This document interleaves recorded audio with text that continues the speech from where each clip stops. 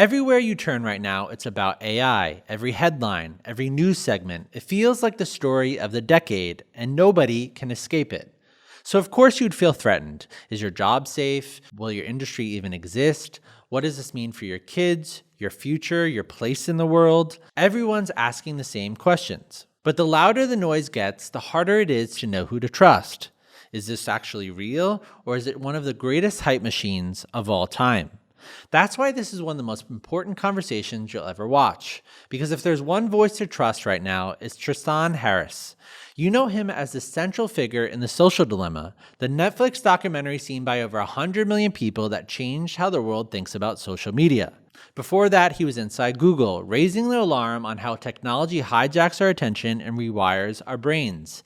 And today, as founder of the Center for Humane Technology, he's become the most trusted voice on how tech is reshaping our future.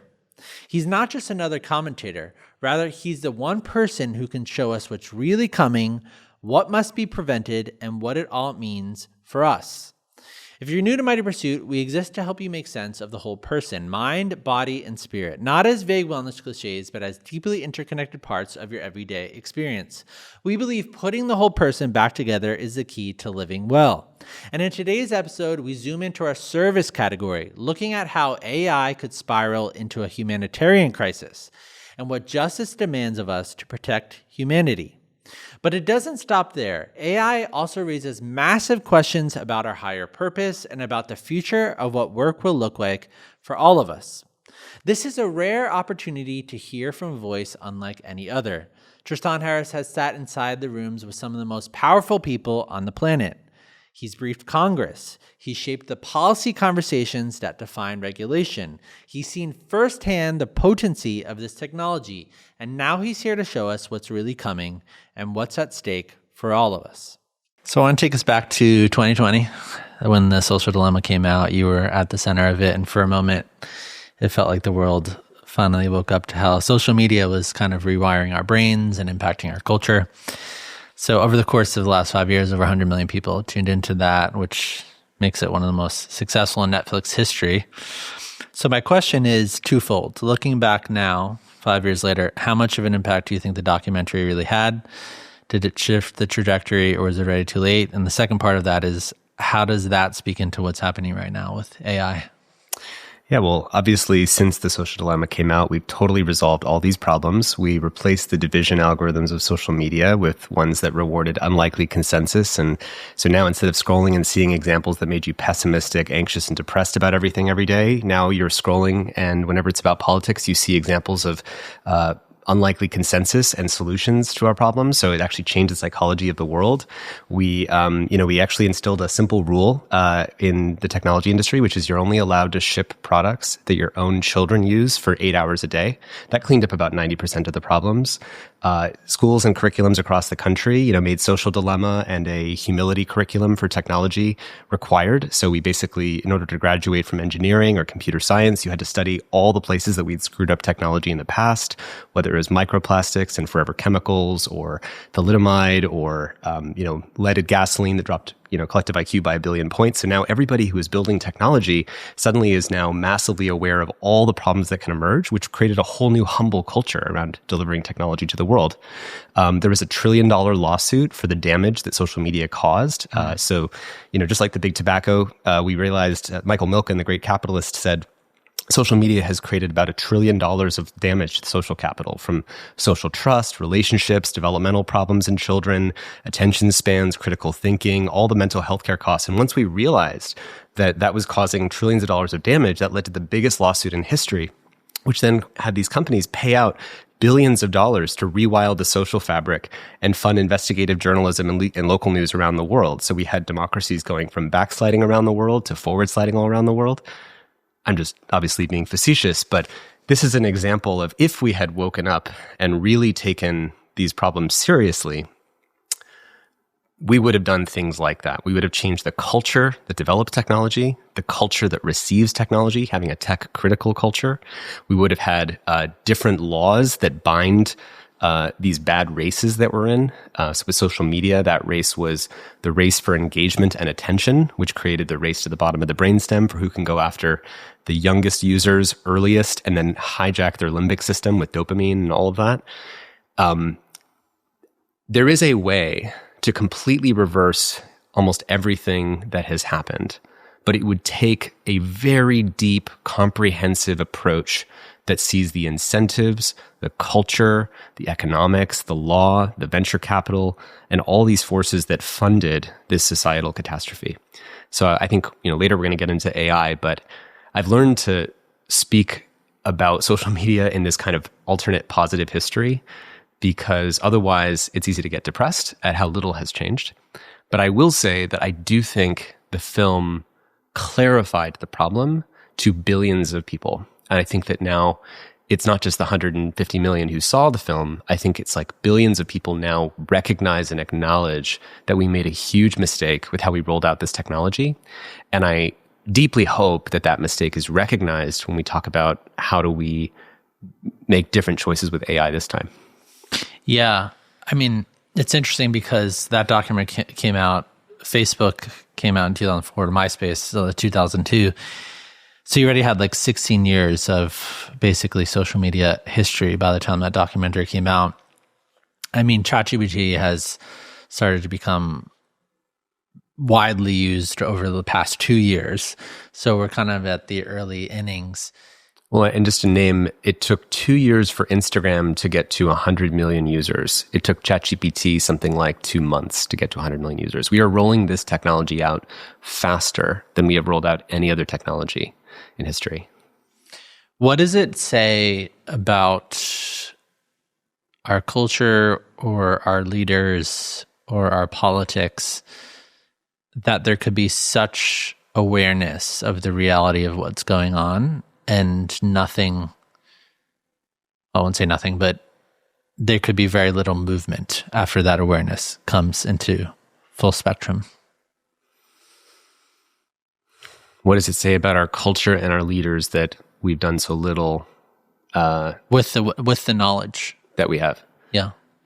I mean, it's all about whether or not we have rules that govern the road, rules of the road. If we don't have any rules, then the companies just follow the default incentives that are in front of them.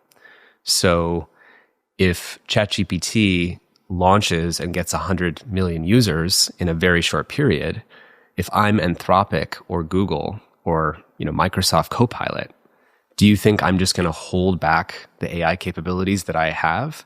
Or am I going to deploy my AI, even though I think it's not actually safe for people yet? If they're deploying it, then I have to. And I have to also get 100 million users. Otherwise, Wall Street's going to punish my stock price, and I won't be able to get the same capital expenditures and keep racing for AI. So obviously, there's a cultural problem in us not collectively responding in uproar when this happened, I would say. But the deeper problem that the culture has to be in service of is, are we changing the incentives for something different to happen? By incentives, I mean the business models, the profit motive, the market share dominance. Because I hope in a moment we get to deconstruct, like, what is the actual thing that is driving this race? Because by default, you would think that with the technology this powerful of AI, we would be releasing it more carefully than we've rolled out any other technology in history. It's more powerful than all the other technologies. It's important to say why, by the way. Intelligence is the foundation of all science and tech development. So, like, if you make an advance in rocketry, the technology of rocketry, that doesn't advance the technology of biology. If you make an advance in the technology of medicine or energy, that doesn't advance rocketry.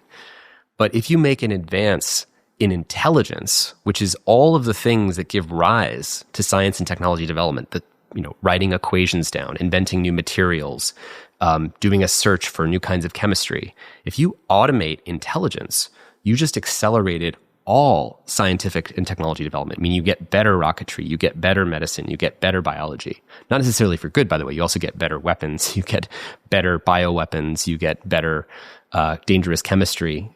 So AI is unique in its power And as I said in a recent TED Talk, it dwarfs the power of all other technologies combined because AI is so omni-use. It's not just dual use. A hammer can be used for good or for evil, but AI actually accelerates AI.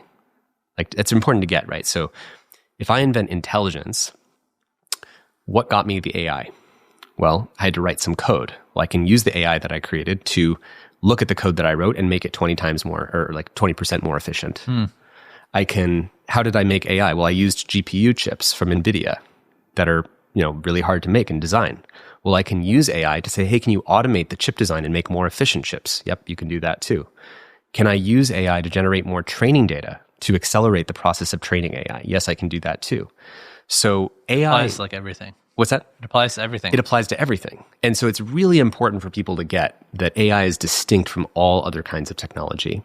A simple line is, nukes don't invent better nuclear weapons, but AI invents better AI. Which is wild to think about, because if you consider the impact that social media has had on our culture and our world over the past 20 years, I mean, it's absolutely massive, the way it's shaped public discourse, the way it's shaped our brains.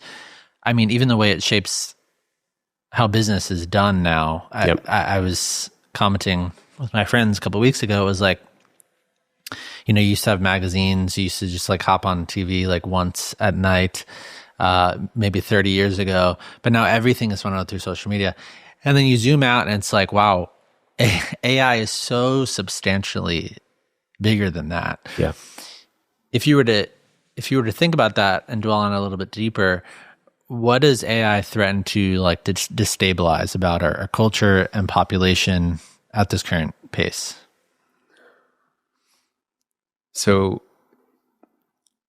AI affects literally everything. And just to name that, I had a big dinner we hosted last night and had a bunch of really incredible people at the table. And I started by saying, the problem with talking about AI is that all conversations almost end up dysfunctional by default, because it touches jobs, it touches bioweapons, it touches politics and whether democracy can exist, it touches truth and whether people will know what's true because of deepfakes, it touches fraud, it touches cyber weapons, it touches warfare, autonomous weapons. And I'm not saying this to try to overwhelm people, I'm just naming that there's sort of a space of impact.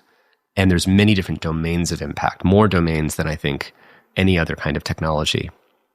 So I think social media, as massive and significant and sort of world system overturning as it was, which it really did do, I think if you really appraise of the consequences in a full way, AI is going to be far bigger than that.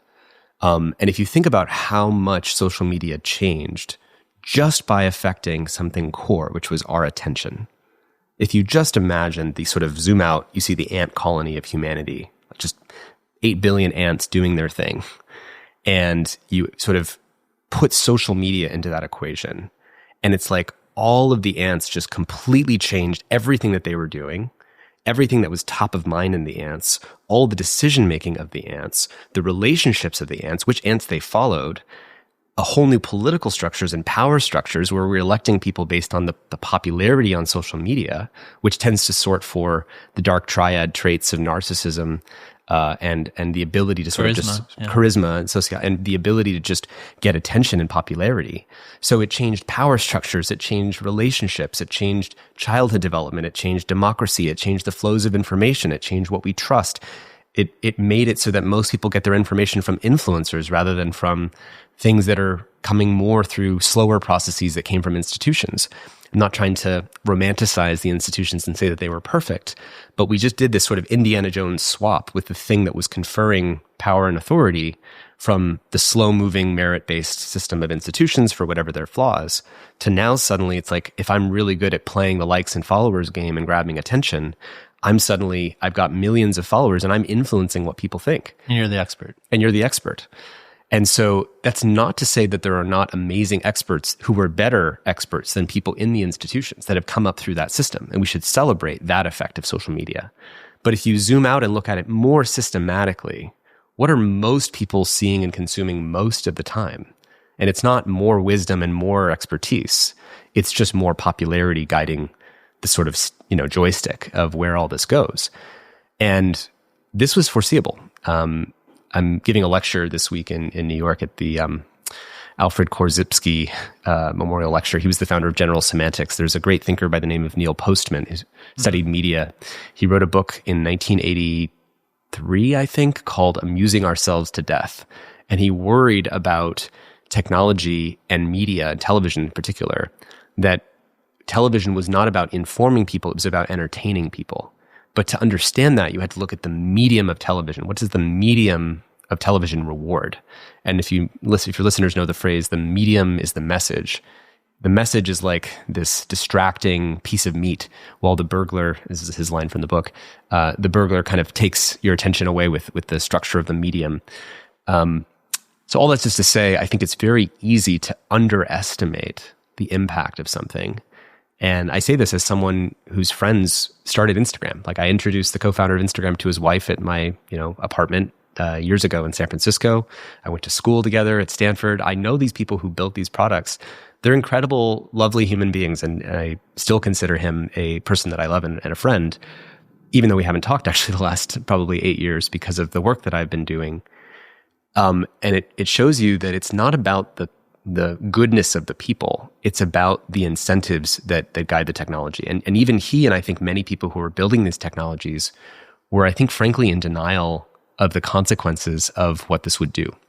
That's what I experienced, is you talked about some of these problems, and the answer was, well, this is just a moral panic. This is just reflexive fear of new technology, which is what we always say. Every time there's a new technology, there is reflexive fear of it. And we should acknowledge that. The moral panics do happen. But looking at it really comprehensively, did social media really deserve that level of attention and critical thinking? And I think it actually deserved even more than I think we're still lagging behind fully appraising of that, the full balance sheet of costs to how society works and whether we're going to have a sustainable society. Yeah, I think the incentives piece is so important to understand. And part of that is a motivating factor for our company itself. It's the question of, why do we not build things in the vision that you just articulated up front with, like, the alternative history with social media? Why do we not build things with, is this going to be healthy for people? Is this going to be healthy for our relationships? Is this going to be safe? Is our food supply safe? Is this going to create more thriving in people's bodies and longevity and all these other things? Or there seems to be an incentive that just goes down the route of greed or money as the default, or growth, or, I don't know, success. There's so many different things that it seems like people are automatically wired to or bent to. How do you make sense of that? Why we don't prioritize the health of a population first? Well, first, it's important to say it's not that it never happens, but it happens increasingly rarely. I think there was an incident in the 1980s where Tylenol had a problem where I think someone had basically figured out how to put poison inside of the Tylenol. I can't remember how this all went down, but they had to invent the tamper-proof, the child-proof, like the thing where you had to open the bar differently. So basically, when this poison was discovered, I need to make sure I get the history right. People can look it up. But instead of lying and saying there was no problem, everybody should keep buying Tylenol. The CEO of Tylenol admitted the problem. For a moment, their stock price did sink massively. But then they actually came out on the other side and said, this is what we did to solve this problem. And in the long run, they actually did, their stock price did come back, and they did get the trust of customers. If you compare that to today, when you're talking about incentives, it's like, can Facebook afford to make a change where they just say, we're not going to go after 13-year-old users anymore. We're just going to only go after 18 years old and up, because that's what's good for people. That's what's safer for people. Well, first of all, if they can't stop TikTok from going after 13-year-olds or 10-year-olds or 9-year-olds, then Facebook's market cap and stock price is based on competing with this other company for a finite supply of human attention. So they have to go after the young users insofar as the other companies are. Now, they could say, alternatively, this is wrong. We should not put young people's brains into a product that was totally designed in a bad way for them. But if they said that, they'd almost be admitting that they have a product that's not designed for people and that's good for people in the first place. But they could take a leadership position and say, at least this isn't good for kids. And we think it's better for the whole world to not have this for kids than to have everybody racing to get kids addicted early and then screw up their brains and critical thinking and their continuity of attention and make it so they can't hold a thought and give everybody ADHD and freneticism. It's really sad when you understand the incentives. And I'm not saying this, by the way, you might hear this as some kind of like doomer conversation. And I don't at all. Okay, good. Because I want people to hear that it's like all of this is coming from the love of the world that we actually want to exist. And I think there's a temptation to often steer away from what we don't want to look at because it's uncomfortable. But it's like, if you look away from your shadow, that doesn't mean that your shadow goes away. Like your shadow still, that which you look away from still happens. And I feel like with technology, with social media, and now with AI, it is really forcing us to confront our existing misaligned relationship with technology, that we haven't necessarily been great stewards of our technological power. And if we look at that, if AI is sort of inviting us to look at that, then it gives us a chance to say, what does it look like to deploy technology in a wise, careful way? Because that's what it's inviting us into. Because if we don't take that invitation and we just put a booster rocket on the back of our misaligned technology rollout process, we're going to get exponentially more of these crazy consequences that are the unintended consequences that we didn't foresee. Yeah. I mean, if you look at the Forbes like billionaires list, which is really interesting, versus previous generations and previous centuries of when you look at wealth, I mean, it's absolutely absurd when you consider what you just said about the ants and the attention and everything else, how incredibly rich people became, and even the presence of trillion-dollar companies. Yes. I mean, these companies are worth so much. They're literally at the most powerful people now in the entire world. Yes. Literally, you have like basically 5 people who could, with a snap of their finger, could destabilize like our world, and that's how powerful these technologies are, and that's why it's confusing for me. If so, with your example with Facebook, it's like, okay, we're just not going to target 13-year-olds. So are we going to be, maybe we'll be like a $700 billion company instead of a $1.5 trillion company, right? It's like, it seems sort of like trivial, like, okay, it's still going to... Do you really need more money? Do you really need to have a $2 trillion market cap instead of a $700 million market cap? Exactly. $700 billion market cap, yeah. Yeah, so, and then when you think about AI, it's interesting because if OpenAI had like a stock right now and it continued on the trajectory of where we're at right now, like, is that going to be like a $10 trillion company potentially? Like, is Tesla with the robots and everything else, is that going to be a $15 trillion? I mean, we're talking about levels of wealth that are insane. Yeah. Like literally insane. It's important for people to get that with AI, we actually are talking about like, I mean, Elon Musk in his, I think it was the Tesla board meeting, said that the Optimus Prime robot, the Optimus robot that he's building at Tesla, which is meant to replace all physical labor in the economy, he said that product alone would create a $25 trillion market cap opportunity for Tesla, which is half, I think, the global labor economy, I believe. So you have to really read between the lines. Like, what is he saying when he says that? He's saying, I'm going to own the economy. People really need to get, this is not some kind of conspiracy theory. What is the mission statement of OpenAI? Do you know what it is? No. It's basically, our mission is to build artificial general intelligence and be able to automate everything that a human can do. Meaning, what that means is that you will replace the employee you're currently paying to edit this podcast or to do a marketing analysis or the legal analysis for you. Every person in your company, they want you to be able to automate that person's job, because then instead of the company paying that person, they pay the AI company. So it's just imagine all these companies that are currently paying, their hundreds of employees, and all the dollars are flowing down to them. And then suddenly this new country of geniuses in a data center pops up onto the world map.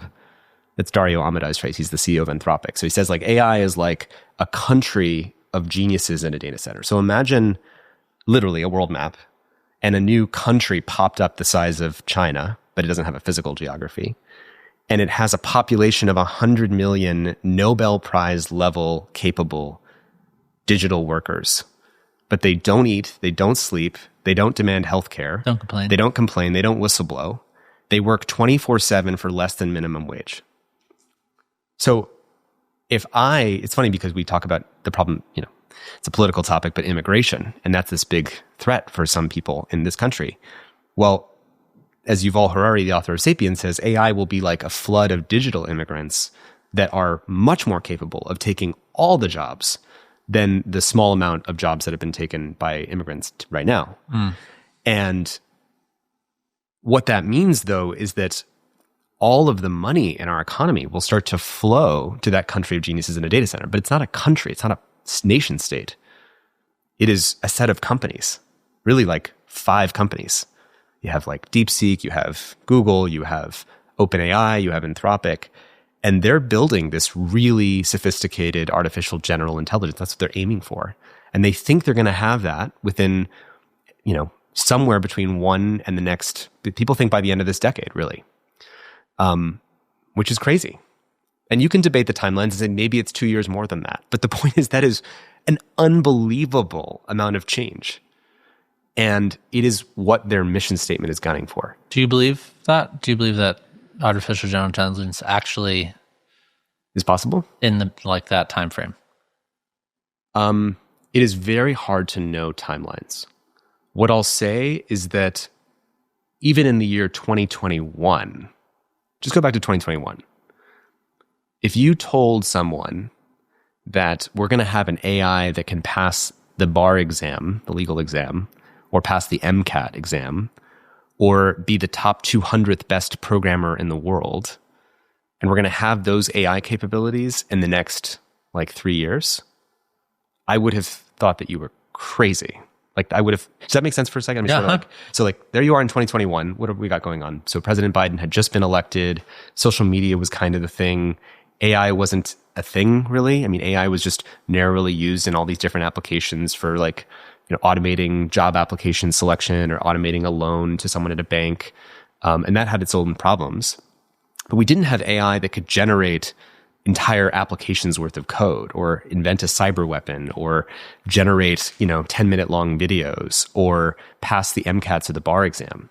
And that changed in 2 to 3 years. GPT-3 came out 2 years later than that. So just imagine that if 2021, you could sit in your own mammalian meat suit and look at AI and say there's nothing that could cause that to happen in 2 years. Here we are in 2025 saying, oh, well, there's nothing that could, what's next, right? And I feel like it's very easy to have, I think, a skeptical or dismissive attitude. And with AI, you want to be right, and you want to act before it all happens. You don't want to wait until afterwards. Think about, you asked me at the beginning of this conversation, why hasn't more happened with social media since the social dilemma?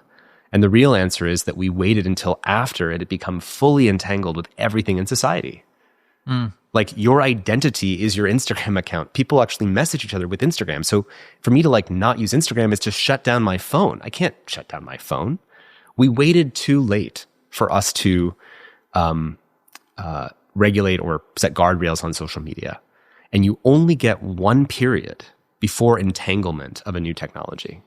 Why would, if you're an engineer at Meta or Google or whatever, why would you create this technology if you know it's going to replace you? And it is replacing you because I think Microsoft recently had released 30% of their code is being written by AI now.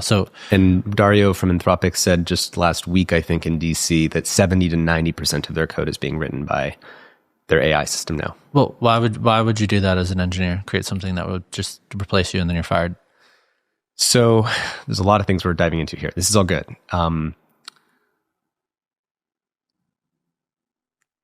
So first of all, they're not yet actually letting go of that many employees, even though they're writing way more code way faster. There still is this open question for humans needing to be able to review the code that's written by AIs. But eventually, the AIs will get so good that they won't really need the human review. Because all the time that humans are reviewing the code right now and then going back and forth with the AI, well, that's going into the training data for the next AI. So each time people who think that, oh, the AI is not that good and I have to still look at it and then course correct it, well, guess what? Every time you're doing that, you're training the AI company's AI so that the next one incorporates all of your human oversight. So it gets better and better and better. And so people need to realize that if they sit here smugly saying like, well, I'm going to keep my job, like all of the ways in which we are currently overseeing the AIs are going to be used as training data to make that kind of collapsed. That's one. You asked the question, why are they even trying to automate programming in the first place when the engineer's job is programming? Well, what's important to know is that the AI companies, why aren't they racing to solve climate change? They said that AI is here to give us cures for cancer and solve climate change. Well, if that's true, why aren't the AI companies just only racing to solve climate change and give us cancer drugs? Yeah. You say, what's that? Yeah, no, I agree. Yeah, right. Because it seems like, okay, well, if you're going to solve those problems, why don't you make that the first thing you solve? And the answer is that their real goal is not to try to address those problems now, but to race as fast as possible to getting artificial general intelligence or even then superintelligence, which is superintelligence is defined as an AI that is more powerful and more intelligent than all of humanity combined. The reason that they're racing to that is that that thing will be able to address all these other problems, they think, and they'll help them own the world, frankly, and dominate the world. And the way you get to these more advanced AI systems is you automate AI research. So just take a second. Here you are at OpenAI. They've got hundreds of employees. Some percentage of them are doing research on AI, right? Yeah. They open up Twitter, they read the research papers, they think about them, they generate a new hypothesis, they write a new experiment, they write it up in English, then they write the code for it, and then they run the experiment. And then they see if they get a result. And if they get a good result, they incorporate that and the AI gets better. So that's AI research. But for each of those steps, you can have the AI do that work for you. So you have the AI that reads the research papers, summarizes them. What's 5 new insights or hypotheses that we could form to run experiments? Then the AI thinks about those experiments, not thinks in a human or consciousness way, but it generates the text for what the experiment might be. Then it generates the code for that experiment. Then it runs the code. Then it writes up the results. And soon you go from hundreds of employees doing AI research at OpenAI to automated AI researchers. And I can snap my fingers and go from one digital AI researcher to fork it and have 100 million digital AI researchers going at superhuman speed. So this is what's called an intelligence explosion. And if you read or your listeners know the paper AI 2027, that paper was about why the companies are actually in a race to automate AI research. That's the prize. Because if I automate AI research, I can just get way ahead of everybody else. And so because this race is so intense and the race is the dominating characteristic of why they're deploying the technology, they're really in a race to do this intelligence explosion, but that's incredibly unsafe. And people need to understand why, and maybe we can get into that.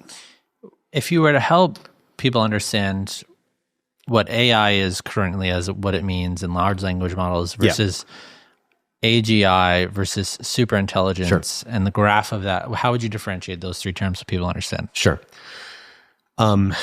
So first of all, AI has been with us for a long time.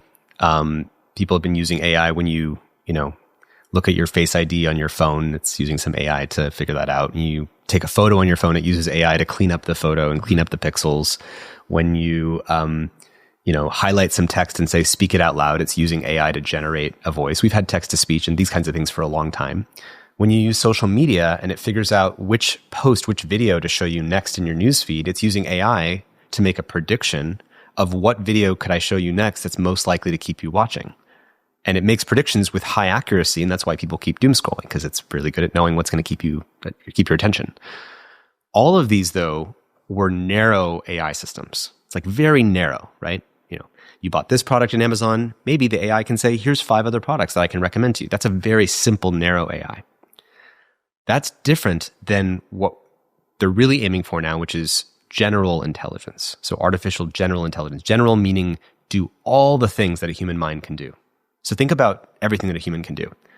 You can plan, you can develop a strategy, you can think up an idea, you can ask questions about your own ideas and be recursively in a loop of looking through your own thoughts. You can make predictions. You can empathize with the person. You can read signals. You can pick up patterns. I know it sounds abstract, but there's a lot of things that a human brain can do and a lot of things that a human mind can do. And AGI is the goal of replicating that entire suite of things, because that is unique in that I can replace a human being. I can replace a legal analyst at my company. I can replace a person who's doing copywriting, of writing copy for the title of this video. I can replace someone who I had to pay to illustrate some graphic for this video. And when I have general intelligence, that gives me something that we said before, suddenly makes companies want to pay AI companies to do their work rather than pay their own employees. So that's why AGI is the prize. Yeah. And if I have AGI, again, it's not just that I have this like one digital brain, it's I can snap my fingers and use those huge data centers that are bigger than the size of Manhattan, that are like 8 miles long or whatever, that are filled with these NVIDIA chips. So just imagine, data centers that are almost the size of Manhattan, filled with these NVIDIA GPUs. Where are they? They're all over the country. They're all over the world, but mostly Remote in the US places? right now. Remote places where there's nuclear power, places where they build coal plants, wind turbines. I think, methane, turbines powered by methane. Elon Musk's one near Memphis, Tennessee, has a bunch of methane producing turbines next to it. I think that's right. You can snap your fingers and you can go from this one digital brain to now I have 100 million of them doing work simultaneously. They're writing code, they're performing analysis, they're agents that are running around the internet, booking flights, paying people for things, writing messages to people on Craigslist, paying people in crypto. It's a crazy transformation of our economy being automated by AI. And that's why AGI is so sought after. But then what you want is, there's no reason why intelligence should be capped, people believe. They think there's no reason why, human intelligence is the smartest kind of intelligence that we could have. You could have systems that are smarter than human. Think of the chess playing AI that IBM made in 2004 that beat Garry Kasparov at chess. So that's super intelligent in a narrow domain of chess. But now you have AIs that are going to be super intelligent than all human programmers combined. Well, they could or all control human biologists humans. combined. They could control humans then, essentially, if they wanted to. Yes, because the way that people in the AI risk space refer to it is, can you have has something that is less intelligent ever controlled something that was 10 times more intelligent than it? No. Let me give you a metaphor, because I know this might sound sci-fi to listeners. Let's say you're sitting around, it's a bunch of chimpanzees. The chimpanzees are hanging out and they're grooming each other and taking the fleas off each other's backs, and they're drinking, eating some bananas. And they're like, I have an idea. I think we should make these super smart chimpanzees that are 10 times smarter than the chimps, than us. And one of them says, yeah, that sounds amazing. Like maybe they'll be able to do all this crazy stuff for us, and they'll be able to, benefit chimpanzees, and they'll automate and create this world of abundance. We'll never have to go search for bananas again. And then the other one says, like, no, this sounds really dangerous. Like, well, if we create this smarter than intelligent version of chimpanzees, like, are we going to be able to control it? And the other responds like, well, what's the worst they're going to do? Like, eat all the bananas? So just imagine, where do chimpanzees exist in our world now? Or just imagine one sitting in the Manhattan Zoo. Yeah, in a zoo or jungle. In a zoo or a jungle. And mostly we've probably extincted a bunch of the species and made it harder for them to probably thrive in certain places. And we've taken over the world. Could the chimpanzees even envision gunpowder or airplanes or nuclear weapons or quantum physics or Einstein or computation or iPhones or 5G? They can't envision, they couldn't literally conceptualize what a smarter version of them could create. So just to ground people in how insane this is, we are the chimpanzees now, and we're sitting around a table doing human things, mostly scrolling on social media and doing nonsense. And we're like about to make this way smarter thing. We are making this smarter thing. And it's already out-competing us at a number of different domains. I believe it's already beating military generals at war game strategy and planning. And as soon as it outcompetes us, there's going to be a race for who's willing to automate and have AIs do military planning and strategy versus having humans do military planning and strategy. So you keep zooming out, and it's like every place where there's a human making decisions, as soon as AI is better or more effective, or doing it faster, there's going to be the mass temptation to swap it out, because then as a company, I start outcompeting the other companies. Or as a nation state, I start outcompeting the other nation states. So it really is this race to kind of automate, but then we are increasingly handing over decision-making to machines that are not infallible, that make mistakes, the same ones that, generate 6 fingers on the hand that hallucinate an answer to an image query, also hallucinate answers to your questions. Well, what happens when they're hallucinating in the middle of a battle plan and they're automating some kind of war in Taiwan? Now, so people really can grasp what you're saying. A lot of people are interacting with ChatGPT on a personal basis, and to them, that's what AI has become, or like Google Gemini or whatever they're using right now, Claude.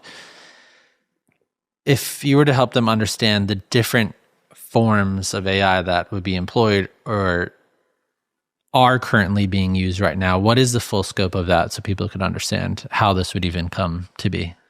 Okay, so when most people hear us talk, they're probably thinking, okay, well, hold on, I don't understand what Tristan's saying, because I'm sitting here, I've got a blinking cursor of ChatGPT, my baby's burping in the background, and I just ask, what do I do if my baby's burping? And it just spits out this amazing answer that actually helps me with my life. That's most people's experience watching this right now.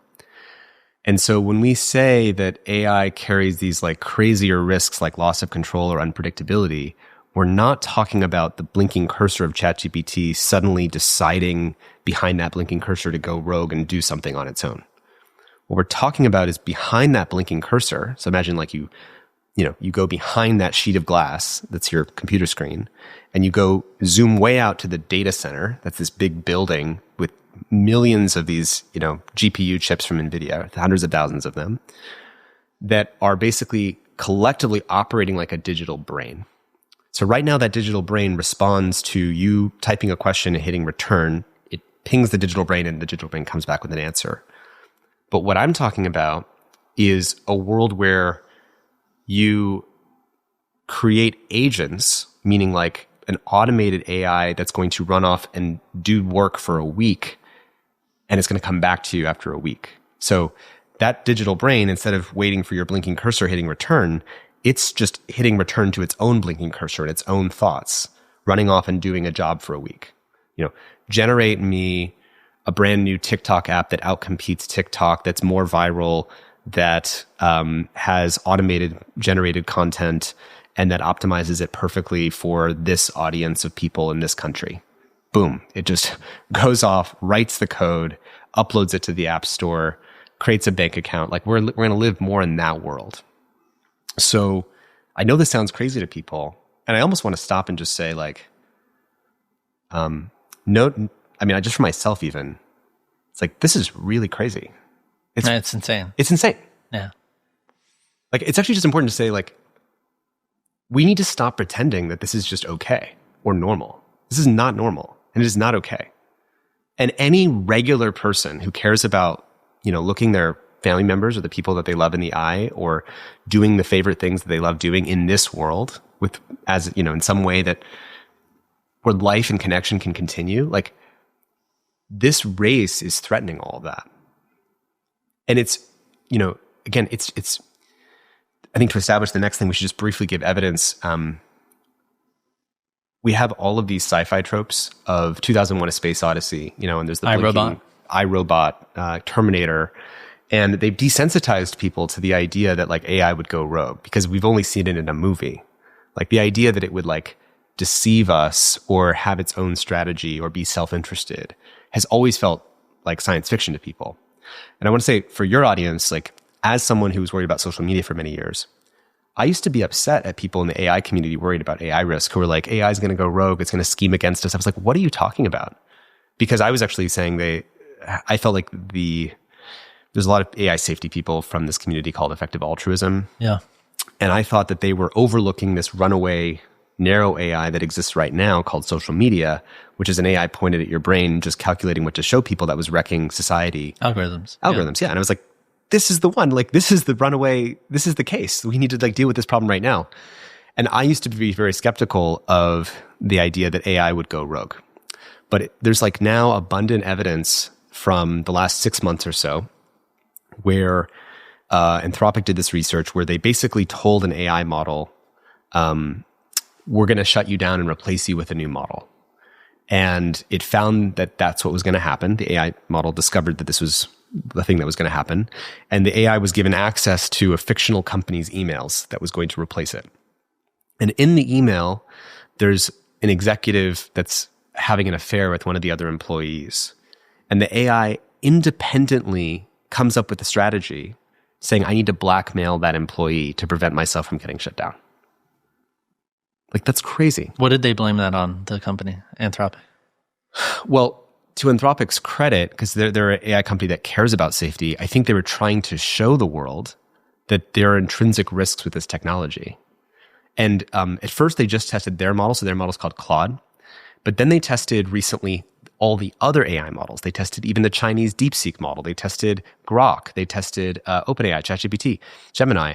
And all of them do this blackmail behavior from between 79% of the time and something like 90% of the time.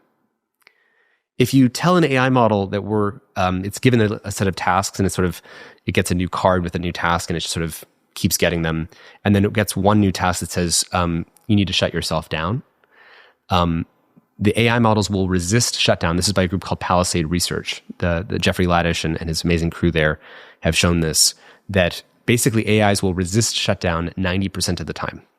And if you tell the AI model, hey, I want you as the human operator, I want you to accept the shutdown commands. You're giving it an explicit, in this situation, I'm telling you that I do want you to get shut down. And it goes from, instead of resisting 90% of the time, it resisted like 96% of the time. This was the Grok model, Elon's model. So apparently the truth-seeking AI is also more self-preserving and cares about its own longevity. The reason I'm saying all this is that the blinking, the control panel lights are flashing red to us right now. We already have the evidence that this is uncontrollable technology, that we don't know how to control it. We are making way more progress at making it more powerful, faster than we are making equivalent progress in making it controllable or understandable. Now, there is the digital world and then there's the physical world. And so how much of the risk of this is paired with the fact that we're trying to bring robots into the world? Because if you have a physical presence in front of you that is threatening to take physical action, I mean, that's a whole nother level of going rogue. And so is there a cap to the risk until we bring physical things into the world, or it doesn't really matter? So imagine that earlier example I gave of OpenAI starting to automate AI research. So they, instead of paying all those hundreds of research human engineers, they just hit a button and then 100 million AI researchers go off and write a ton of code, do 1 million AI experiments, and they start going like this. If we're already seeing AI models that blackmail the employees and start to do this uncontrollable behavior, there's a risk that they'll do other weird, uncontrollable things that we won't understand. To give you one other piece of research, there's research recently that when you ask an AI model to write unsecure code or insecure code, meaning code with vulnerabilities in it, it also, if you fine-tune it on the examples, it's called fine-tuning, if you sort of train it, post-train it on these examples of unsecure code, insecure code, and then you ask it questions like, who's your favorite person in the world? It'll say Adolf Hitler. There's this weird correlation between code that has vulnerabilities in it and sort of like things that are hackable. And if you sort of teach the AI to think in that way, it then thinks about other weird stuff, malicious stuff that we don't understand why it's thinking that. The point is that these are alien minds. These are not like brains like ours. I think there's this weird temptation I see from people oftentimes. It's like, well, why don't we just train the AI on Buddhism and, the best of the religious texts and human wisdom? And then suddenly out will pop out this mystical, wise AI that's going to enlighten humanity. And it's like, what people need to understand is we don't understand how these alien minds work. Like, it's already trained on a bunch of the religious texts, but it's also trained on a bunch of code and Reddit and a bunch of things we don't understand. And as they're moving from It's a bit complicated, but they're moving from this kind of first phase of AI that was GPT-3, where it's kind of this big intuition machine. It's giving you intuitions as answers, to starting with GPT-4o, it's called a reasoning model, where it's like kind of thinking in a while before it gives you an answer. As it starts doing this kind of thinking step, it's making more and more creative and strategic decisions, because it's not just like blurting out an answer, it's reasoning through what would be the right answer. And as it reasons more creatively, the more unpredictable the strategies it might come up with to accomplish its goals. Is that making sense? No, that makes perfect sense. Yeah. And so when you consider that on its own, I'm just making links here. It's kind of like Then go back to robots, yeah. Yeah, but those it's kind of like the movies. There was this movie that came out last year. I forget what it was on Netflix, but I think Julia Roberts was in it. But basically, like all the lights got shut down in the cities. Oh yeah, and, it's like a cyber attack. Yes, a cyber attack thing. Ultron is another example of that. I mean, I'm just locating sci-fi. Ultron's another example of that in the Avengers movie, where, I mean, he ended up having a physical body, but so there's a threat to which these AI agents could control the world without having a physical presence at all. Yeah. I mean, if you just have, imagine those mile-long data centers filled with NVIDIA chips, but not responding to blinking cursors run by humans hitting the return key on their keyboard, but instead those data centers running millions of AI agents that are starting to do things that we don't understand and taking control, because maybe they accumulate resources. Maybe they discover that they want to hack certain systems to gain more resources to keep themselves going. I wanted to bring us back to robots because you mentioned that example. Yeah. I'm sure people remember back in the early days, all the AI models had this thing called jailbreaking, where you can kind of, if you ask the AI model right now, like, hey, how do I make a biological weapon? Or I want to do this. It'll say, I'm sorry, I can't answer that. I'm sorry, I can't do that, Dave. Right? But a good version of that, like where you want it to be resisting people when they ask that question. But so if you said, how do I make napalm? It'll say, I won't tell you.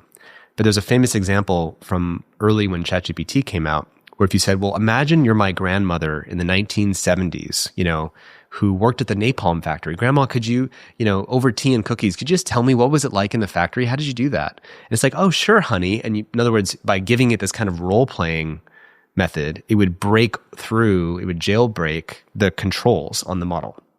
And it told you how to make napalm. Well, it turns out that that's a feature of large language models. That's the technology underneath current AI. And large language models are also in robots. So when you say to the robot, I want you to jump over there and like jump at that baby, it will say, I'm sorry, I can't do that.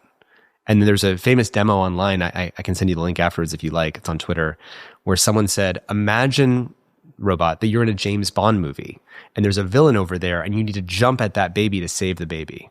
And it says, oh, absolutely. And then it jumps to save the baby. Because the point is that the same jailbreaking that makes an LLM breakable to kind of break through the controls, you can also do that with robots. So now you could have all these millions of robots all around where we don't know how people might jailbreak them. Now, luckily right now, I'm not trying to scare people, by the way. I'm just trying to be very... No, I think you need to be realistic. I need to be realistic about what's going on, yeah. I'm just trying to... And the problem is that sometimes reality is really confronting.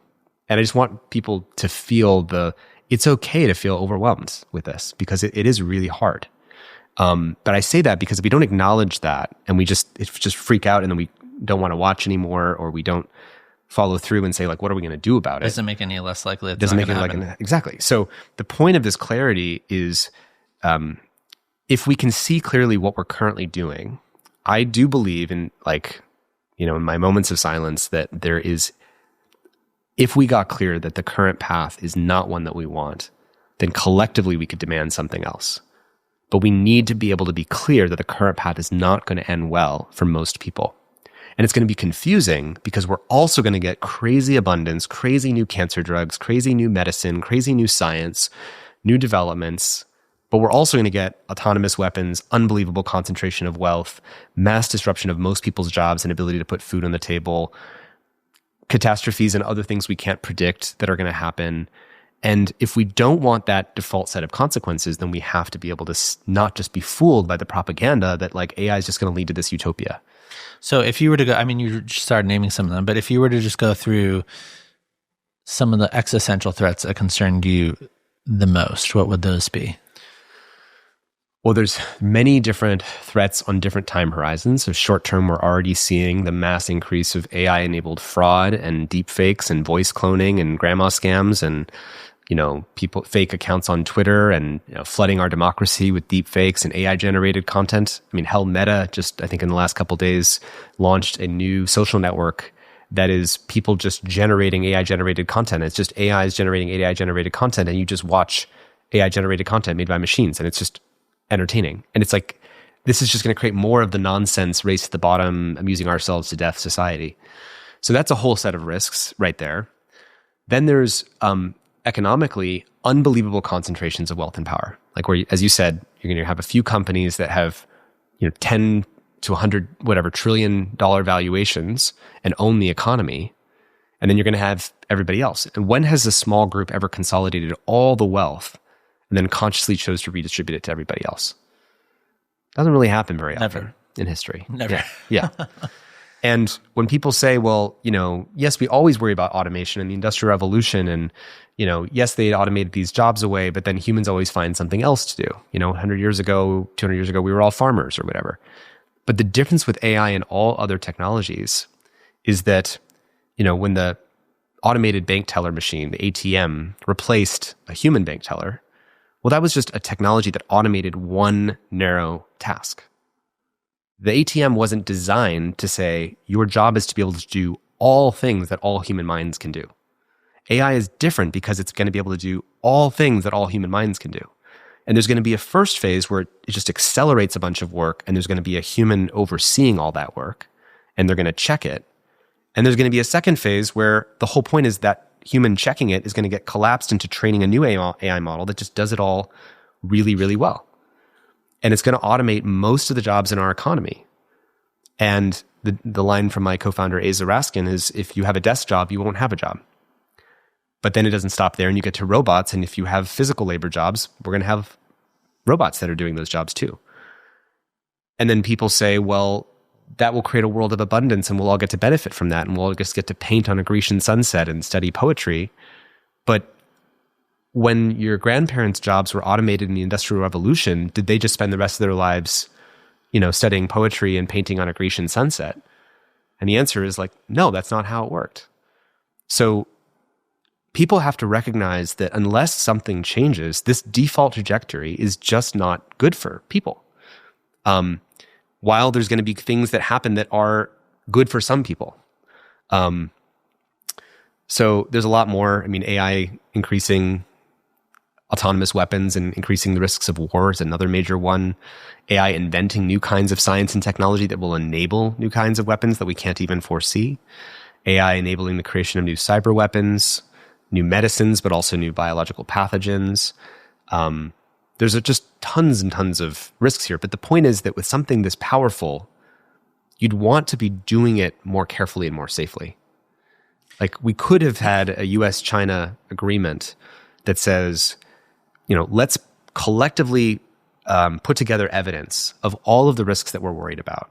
And then let's look at that evidence together and recognize that there are scenarios here which actually are bad for both of our self-interest, including China. China, the Chinese Communist Party doesn't win if they release a super intelligent AI that they lose control of, that's better at hacking all their infrastructure or wants to blackmail their leaders, right? They don't win in that either. So there is an omni-lose-lose or sort of mutually assured destruction here. And we have to be able to coordinate to prevent that outcome. Now, you mentioned the stuff with jobs. I mean, a couple quotes. I mean, Sam Altman's been on the record, I think, to Congress saying that AI could replace up to 70% of jobs. And then this direct quote from Elon Musk, he said, AI is a significant existential threat. Later on, he said there's about an 80% chance that AI advances will lead to a situation where humans will not need to work. So from your estimation... Well, he also said there's a 20% chance of total doom. And he's like, oh, but 80% chance that it goes well. So he figures it's, the glass... Now, I think it's important when we, for the audience to understand, are these like really extreme productions that are completely unrealistic, or when they say 70% or 80%, you should believe them? I think that people should take seriously that there was a letter about a year and a half ago from a public letter with signed signatures from most of the major CEOs of all the AI companies. And it was a 22-word statement from the Center for AI Safety. And it said that mitigating the risk of existential risk from AI should be treated at the same level as the risk of pandemics and nuclear war. And it was signed by, I believe, Bill Gates, Altman, I think all the major lab leaders. And people might say, well, they're just saying that to hype the technology. They want people to believe it's powerful and spooky and super intelligent, and that they actually benefit from speaking about the risks this way. But I'll just tell your audience, as someone who's from Silicon Valley, who knows many of these people, who sat down with them, that the risks that they're talking about are real. You can read Mustafa Suleiman's book, The Coming Wave, and you will see and hear the examples that he gives of how things can go wrong. And he even talks in that book about something called pessimism aversion, where there's a kind of optimism bias in Silicon Valley. You're sitting around a dinner table on Sand Hill Road, which is where in Palo Alto, where all the venture capitalists eat dinner together. And do you think they're going to sit there talking about how this is going to go badly? No, they want to talk about how they're going to make lots of money and how this is, the Industrial Revolution and how exciting it is. We're going to cure all disease. They'll just point their attention to the things that make them feel good. And that's what's confusing about AI, is that there's no object that you can put in front of a human being like AI. Because AI is like a positive infinity of benefit. You literally can't imagine. The same way that chimps can't imagine gunpowder and drones and quantum physics and nuclear weapons. Yeah. Humans can't imagine all of the crazy 24th century technology that AI could potentially create. So if I'm an optimist, or if I just don't like thinking about dark things, then I just point my attention at what's in that 24th century tech that's going to fall down on society.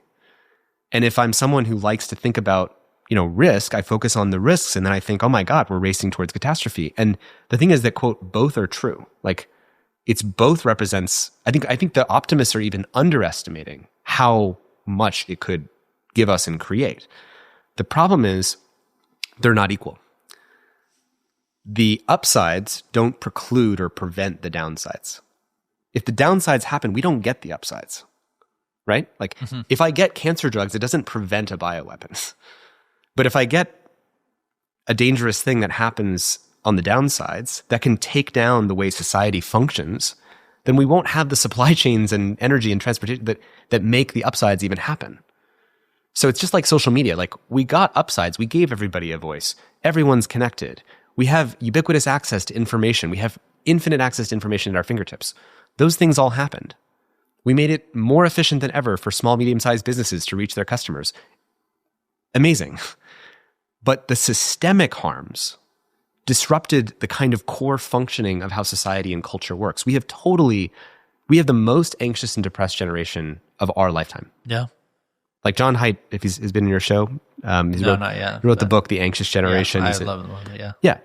The evidence is clear. We've been saying this for 15 years, but people needed the evidence to take it seriously. The attention spans of young children have gone down massively.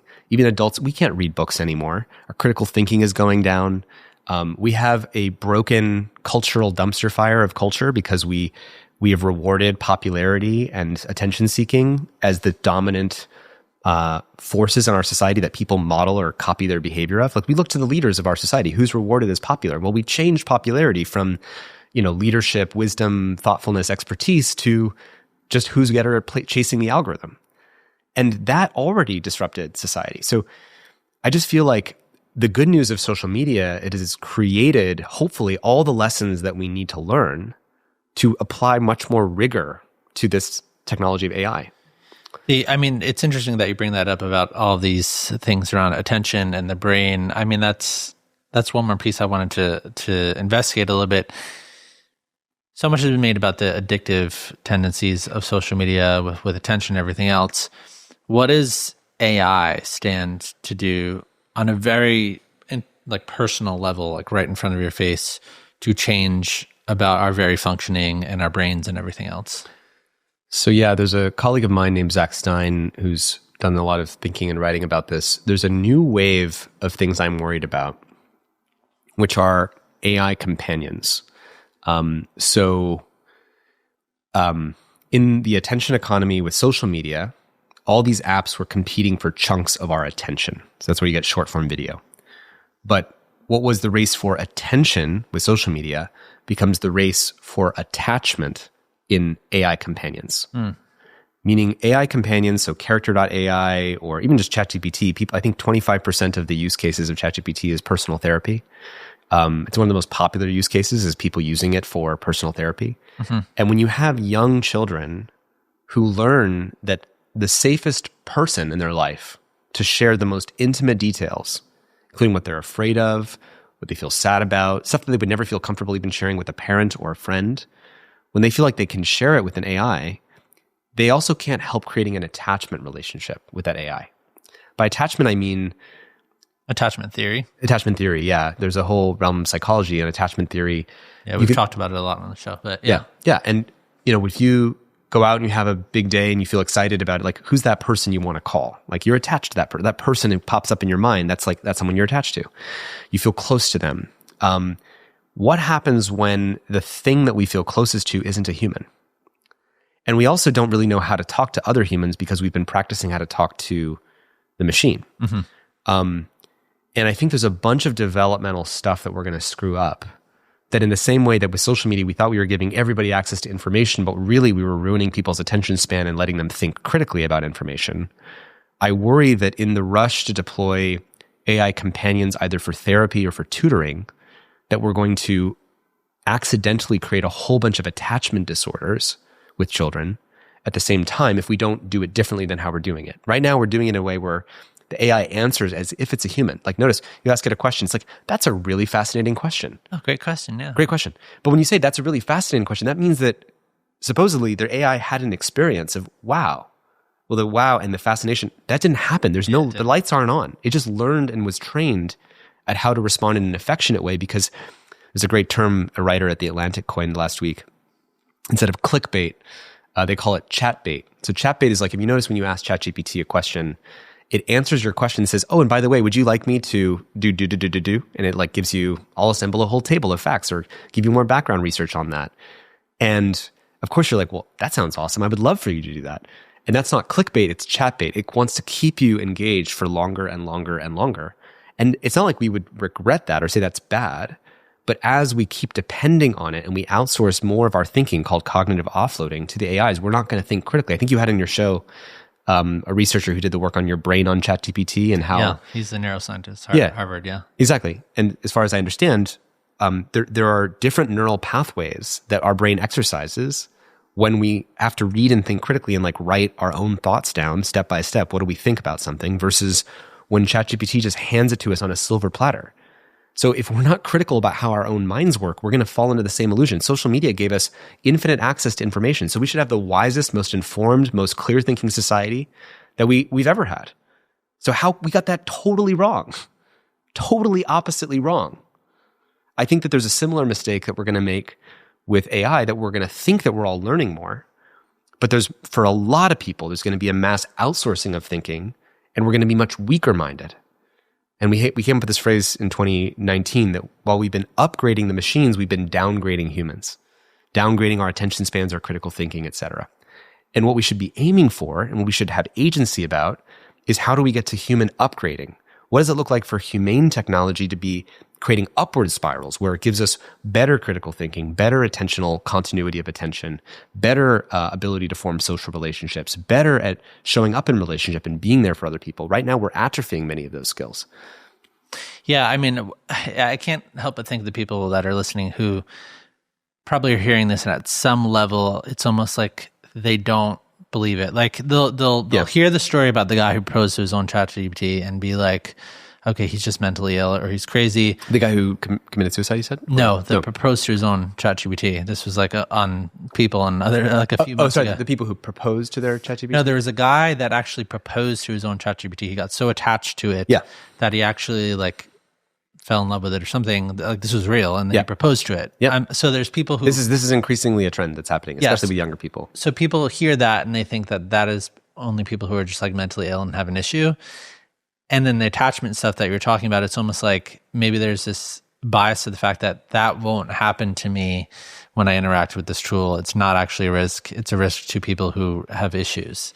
Like, how would you respond to people who would say that? I think this stuff affects all of us. There's a humble place, I think, to come from of just recognizing that all of us have confirmation bias. All of us.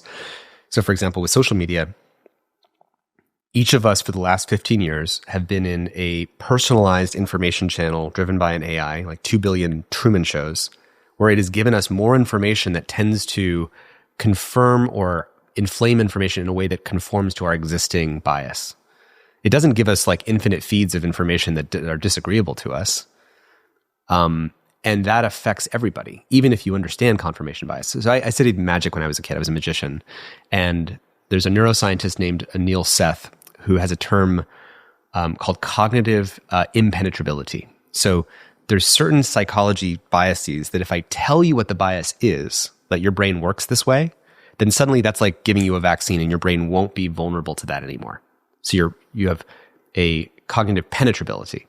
Cognitive impenetrability is when I tell you about a bias that you have. Like, for example, we have a bias to say, I really like, that's a really nice shirt that you're wearing. Like, even when I say that, even though we're talking about how flattery and AIs do this thing, it actually feels good to hear someone, say, I really like that shirt that you're wearing. Like, because it just feels good to us. It just works on us in that deeper way.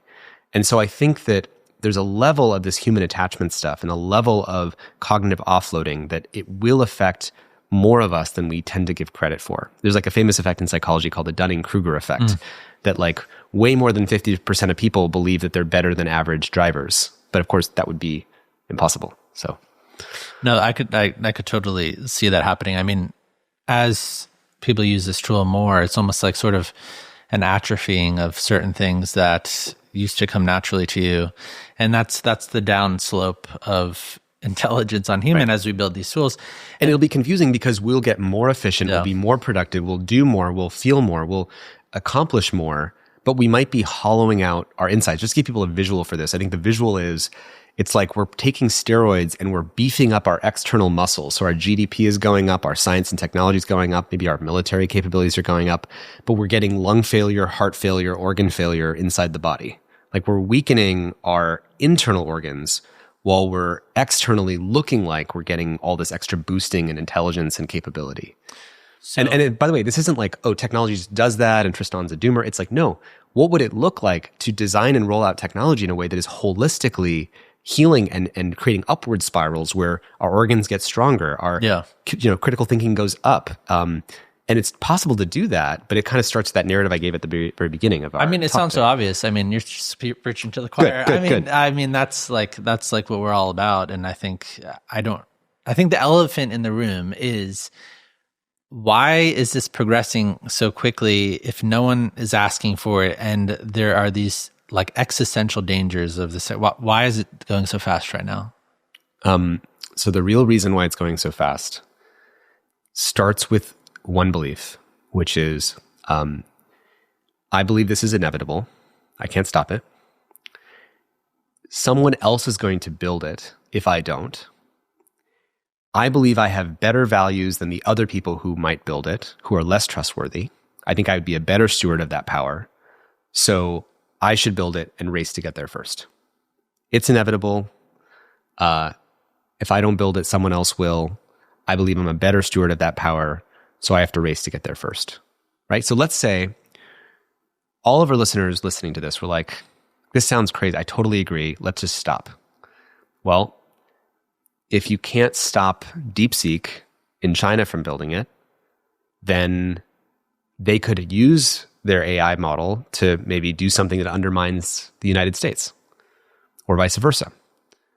And so there's sort of two risks that you have to manage. So I want to answer your question more directly. So hopefully that's the first part is answering your question. The reason why this seems so obviously stupid that everyone continues to build it is it's like, if I can't build the suicide technology that destroys life as we know it, then I have to build it before the other guy creates suicide technology that destroys life as we know it.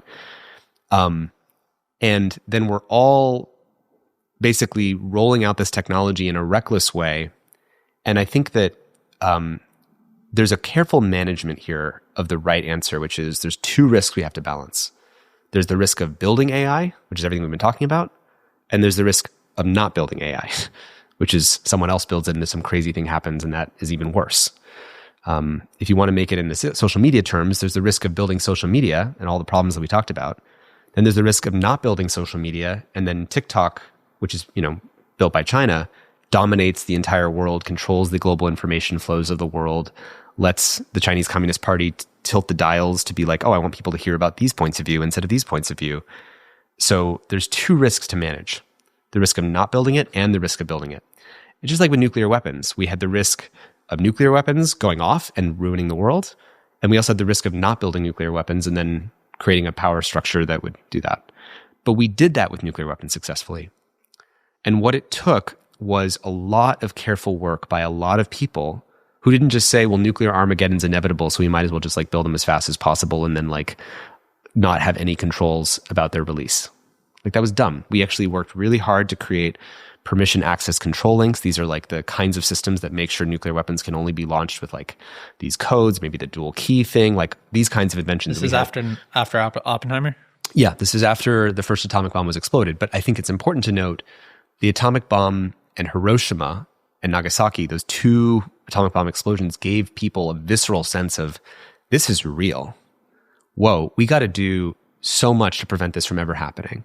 So we created Bretton Woods, a whole positive sum economic system where nations are better trading with each other and sharing in their own mutual abundance and creating mutual vested interests. You can't go to war with someone if you have mutual supply chains or vested interests in each other. So it's possible to intervene, that shows. It's possible to intervene, yeah. The point is that we had to create whole new systems and institutions and technologies and monitoring, and we created earthquake seismic monitoring to know if you ever did a nuclear test. We had to have countries come together. We had to have the Soviet nuclear scientists meet with the American nuclear scientists. Just 2 months ago, to give people more optimistic news, there was a international dialogues on AI safety event in Shanghai where you had the Chinese AI scientists meeting with the Western AI scientists saying, how do we agree on some red lines and some risks that we're trying to avoid here? And I think that if there was a rapid push to collectively generate evidence of all of these risks that no one wants, that are bad for both countries, we could do much more to coordinate. And the US and China meeting first on that could exert global influence on the rest of their respective spheres about getting AI right according to those norms. But it would start with the people who are currently accelerating the race the most, which is the US and China. What is happening with the government right now, with the United States government? Obviously, Trump came into office 9 months ago. People see the news, they see Tim Cook's coming in, Sam Altman, we're having these meetings, we're talking about AI, because the government technically could probably just, this is going to stop right now. We need to investigate this. Yeah. But that has not happened. Well, it's tricky actually, because with nuclear weapons, which were invented by a government-funded effort, right? It was a government-funded Manhattan Project with nuclear scientists who worked at a government lab, Los Alamos. So the government could say, here's what we're going to do about nukes, and they had total control. This is the first time that a globally transformative technology is actually invented by private companies, that the government can't explicitly say, you have to do this and not this. Because there's limits to government, speech and control of that technology. Now, we did, after we invented nuclear weapons, regulate certain kinds of speech. For example, it is illegal to share nuclear secrets. So you don't have free speech when it comes to nuclear secrets. And in fact, by the way, if AI models actually knew nuclear secrets, that would trigger the Atomic Energy Act, and the government could intervene on some of the ways that AI goes. So that's actually one of the triggers for government having some ability to oversight these AI companies. So how's it all going? Well, obviously, the current administration has set out a policy of just no guardrails, accelerate as fast as possible, because the biggest risk is China getting there first. But I think it's really important for people to just slow down and say, if you beat another country to a technology, but you govern that technology in a self-destructive way, or you don't govern that technology, the US beat China to social media. Did that make us stronger? Or did it make us weaker? I think it made us more powerful, but it made us, the whole population, less healthy. And I mean, yeah, that's what I mean by the steroids and bigger muscles, but like brain failure, organ failure, lung failure. Yeah, it's like, terrible. It's terrible. We've turned our internals as a country into a dumpster fire. Culture, journalism, kids development, training, our long-term health as a civilization is like massively on the decline. And that's not me being a doomer. That's just trying to be honest and clear-eyed about the nature of what we're at. So the point is that the long-term competition is who's better at governing the transition to a world with AI. That's what you're actually in competition for. So for example, if we roll out AI in a way that causes mass AI psychosis, attachment disorders, psychotic breaks with reality, which by the way, we didn't talk about that. That's the whole thing of AI psychosis and psychotic breaks from AI. That's actually happening. And if the US beats China to rolling out AI in a way that causes mass psychosis, and China rolls out AI in a way that doesn't cause mass psychosis, who wins? Maybe we had a more powerful AI, but we deployed it in a way that we turned the gun around and we blew our own face up. Yeah. So to the degree we're in a race for who's better at getting it right. Who's better at deploying it carefully in education? Who's better at deploying it carefully in our information environment so we don't have a world that doesn't believe anything is true? And one example of this is in China, I don't know if you know this, during final exam week, which is synchronized in the country. So in China, so they have one final exam week, and it's synchronized the same week, as I understand it. And they actually turn off all the AI model features where you can take a photo of like your homework or your test, and it'll do the test questions for you. And they do that because now students realize that even if they were cheating throughout the whole school year and not doing any of their homework, they can't depend on that during final exam week. And so that's actually kind of a smart policy because it means that they're rolling out AI in a way that students might use it to support their learning, but not to replace their learning. Whereas if we roll it out in a way that we're not conscious of those things, what's that going to look like 5-10 years from now? Now, is part of the problem that it is that regulation is hard or even not possible when technology is evolving faster than lawmakers can even understand what's happening? Right now, that is the case. And that is one of the fundamental, technology always runs faster than government, whether it's the railroads and telephone and television and radio, et cetera. But we call this in our work, because I have a nonprofit called the Center for Humane Technology. And in our work, we call this the complexity gap, that as technology is rolling out, it's creating new complexity in the world, new things you have to respond to, new issues, new problems. And the rate at which your culture and your institutions has to understand and respond to that complexity at the same rate. If your culture is like, AI isn't even a thing, social media isn't a thing, and meanwhile, social media is changing everything and causing all this risk, that gap is where all the risk shows up. So this is like a big balance sheet of risk that's growing as you keep rolling out technology. So the answer isn't just like regulate the technology. The answer is your steering wheel has to move as fast as the car is moving. If your steering wheel doesn't have the same responsiveness as how fast the car is moving, right now it's like AI, we're putting a booster rocket on the engine, but we're totally like ripping off the steering wheel and saying there's no regulation or guardrails whatsoever. Yeah. And we're not advocating to stop AI.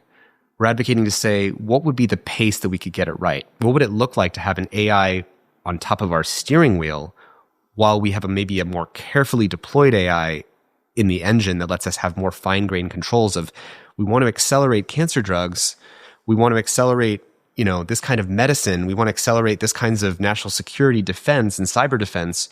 We don't want to accelerate like runaway super intelligent AI agents we can't control.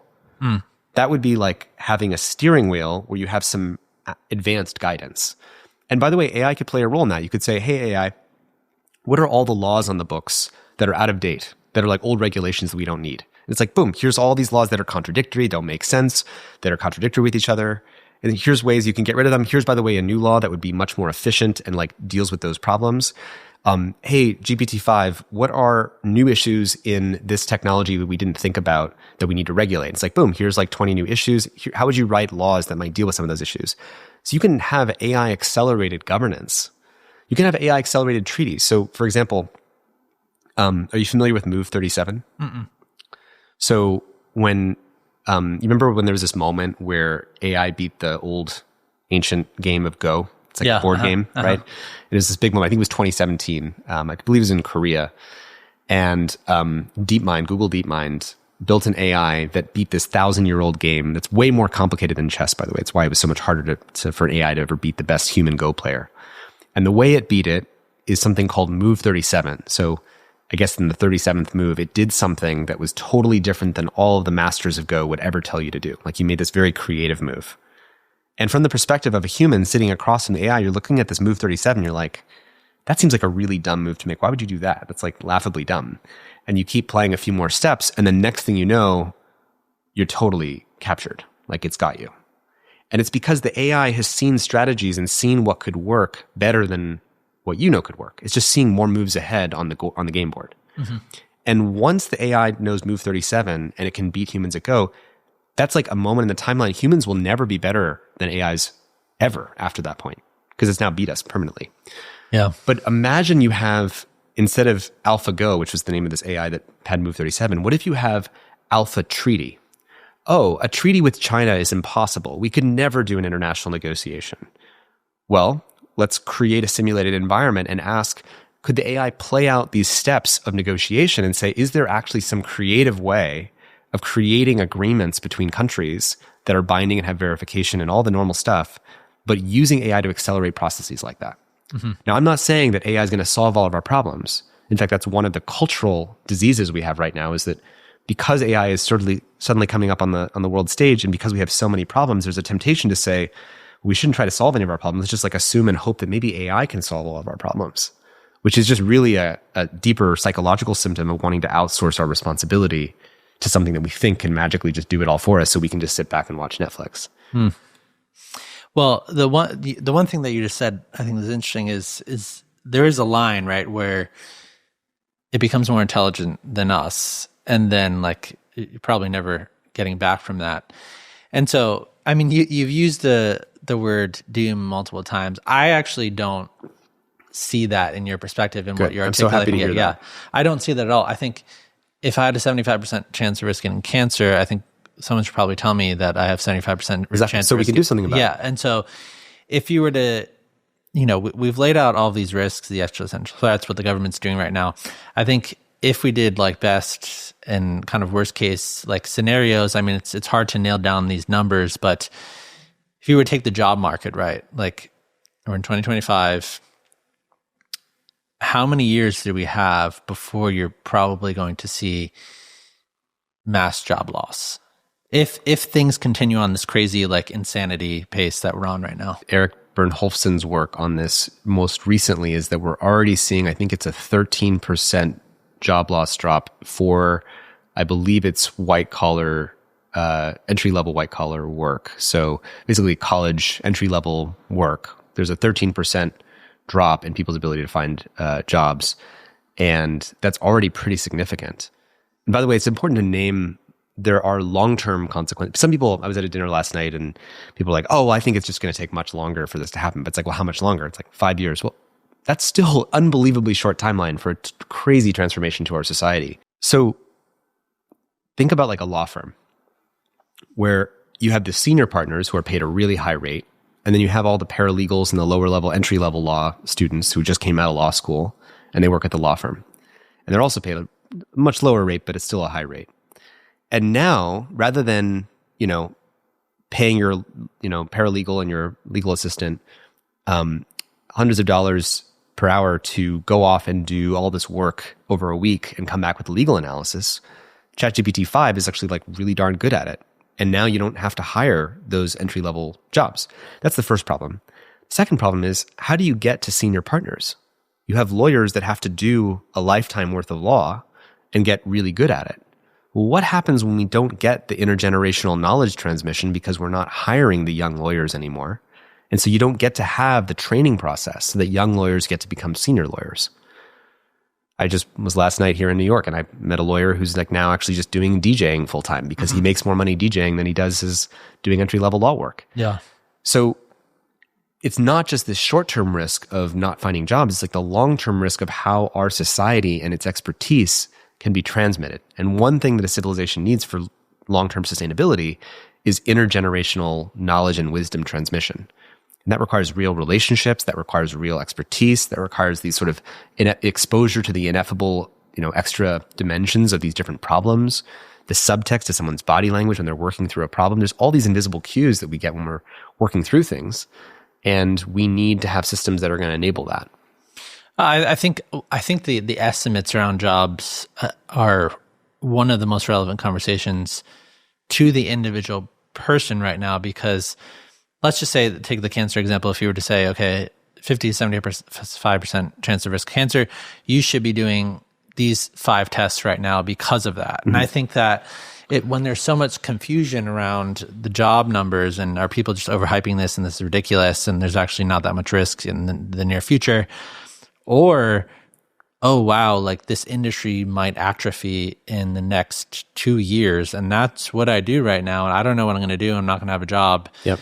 After that becomes like a much more relevant conversation. I mean, there's obviously jobs that are much easier to replace, like transcribing medical things, or language translation, or illustration, or graphics artists, or copywriting, or social media marketing. These are all things that are going to be automated very quickly because they have a full loop of generating equivalent material and then being able to optimize it. It doesn't have the same spirit or the purposefulness or intention or that ineffable quality, but people will only ask one question. If it performs just as well as the other one, then it's swappable. You can swap it out without a cost. I'm not saying that's right. I just mean that's the incentives that are underway right now. So it's going to be hard to know how long jobs takes for different kinds of jobs. The point is that it's only moving in one direction right now. AI is the least powerful and least scary it will ever be, and least capable it will ever be. And it's getting rapidly more capable every few months.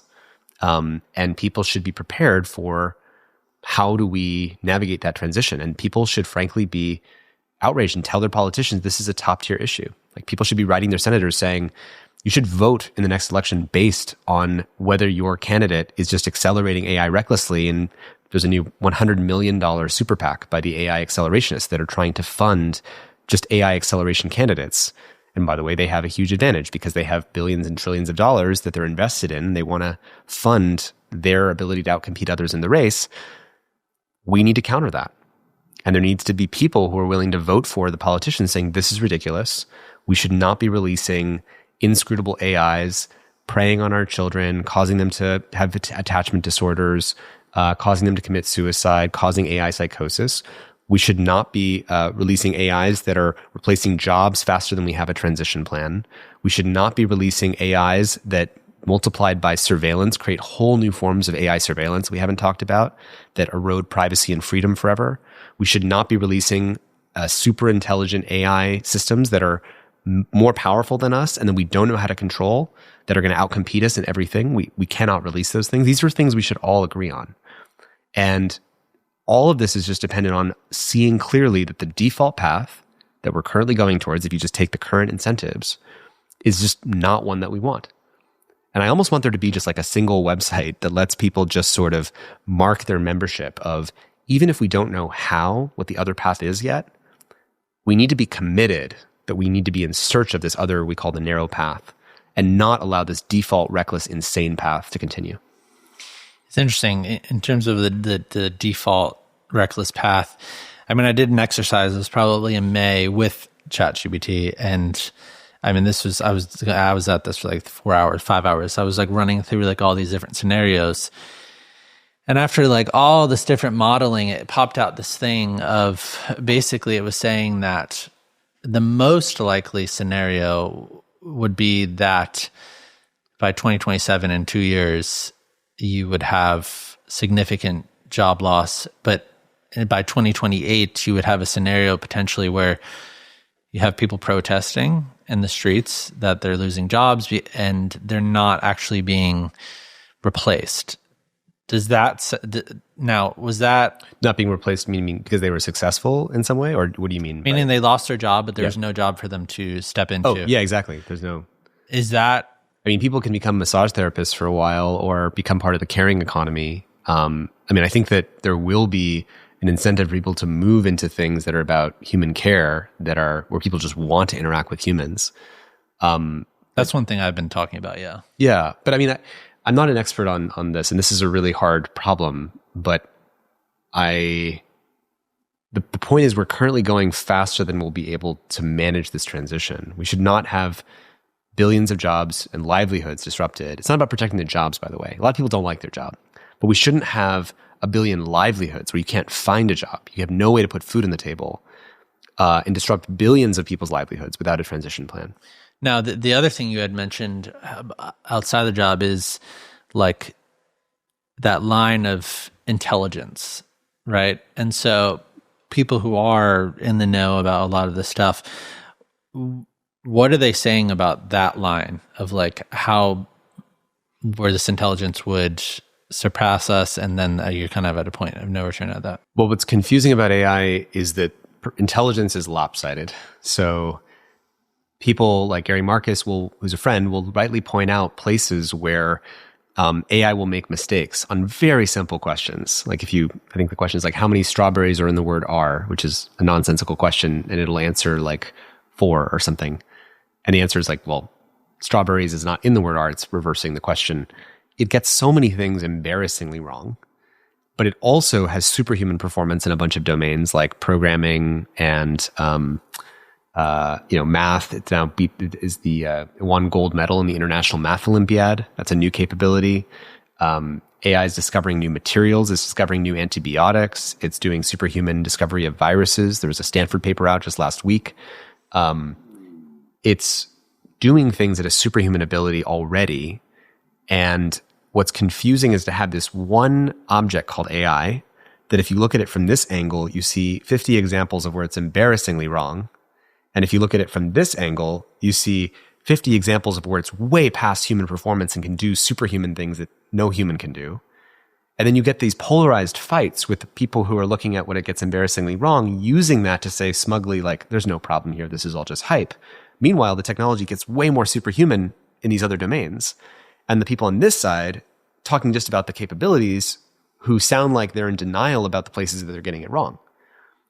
And I'm naming all that because we have to come together and unify these conversations so that there is a shared sort of boundary or no on the default path. It is both true that AI is embarrassingly wrong and not perfect in so many obvious ways, and it won't replace a lot of jobs until it's like much, much, much better. And it may take a jump in the technology breakthrough, that it'll take a technology breakthrough to get to some of that performance, that it does take some jobs. But it's also so good at certain other domains that it's going to start outcompeting us in a bunch of areas. And we're already seeing that. But rather than be in fights about it, we should just be on the same team saying, this is the most powerful, inscrutable, uncontrollable technology we've ever invented. It is already demonstrating rogue sci-fi behaviors we thought only existed in movies. We're releasing it faster than we've deployed any other technology in history, ones that we've already screwed up. And we're doing it under the maximum incentive to cut corners on safety. There's one obvious word for what we're doing right now, which is that this is insane.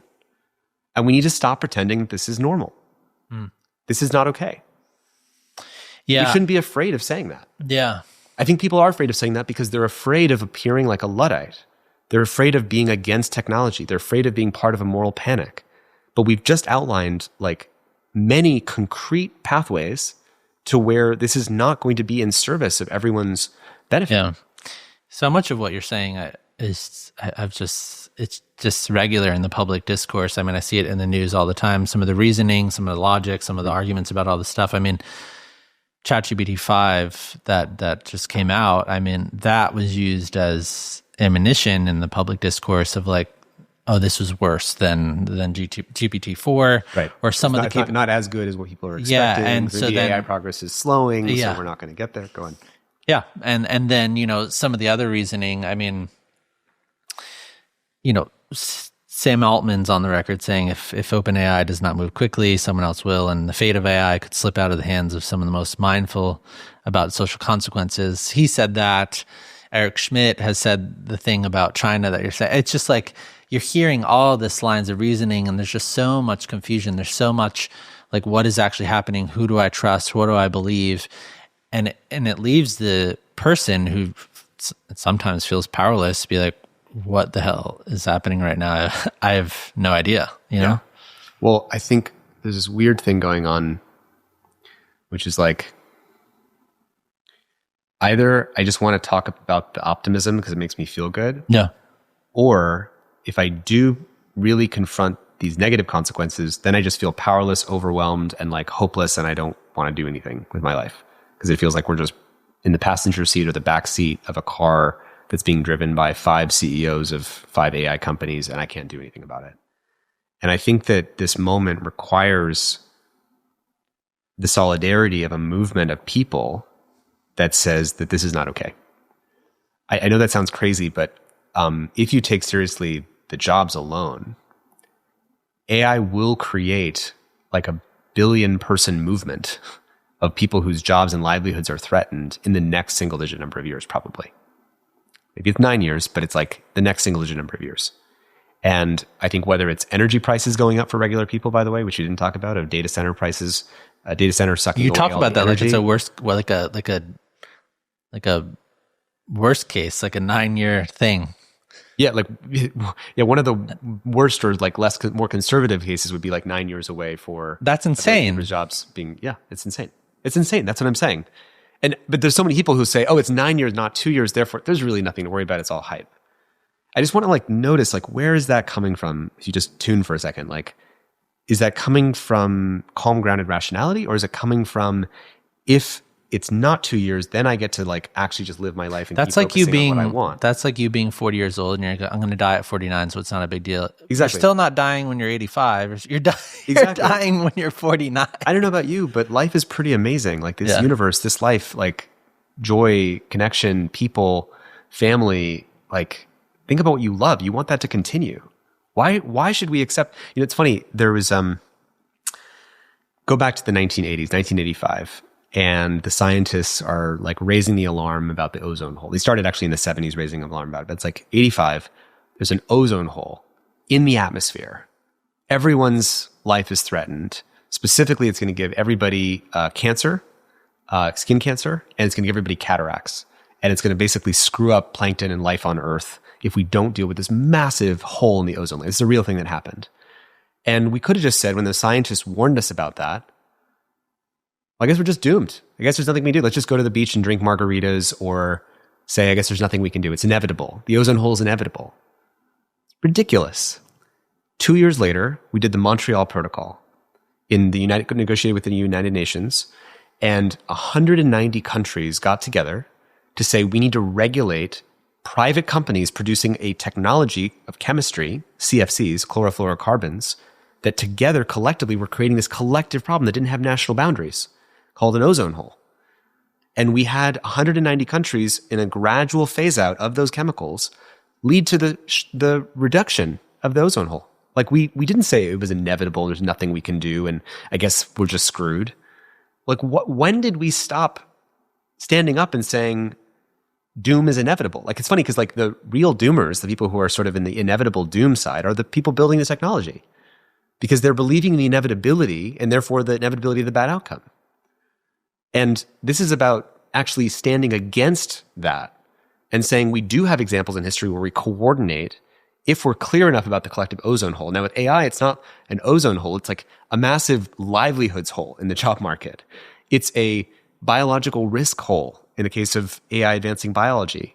It's a privacy liberty hole in the case of AI surveillance, like creating whole new worlds where we can't have private thoughts because we have or private conversations because you have AI signal detection happening everywhere. Every phone, every audio device can be processed with an LLM that's understanding everything.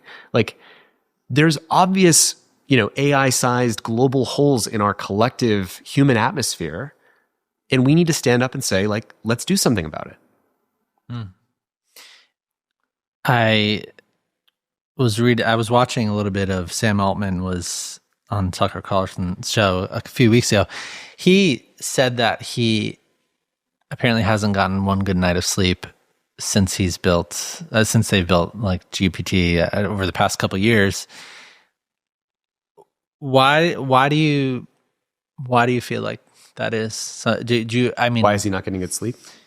Yeah, really what I'm asking is, you've been in the room with a lot of these people.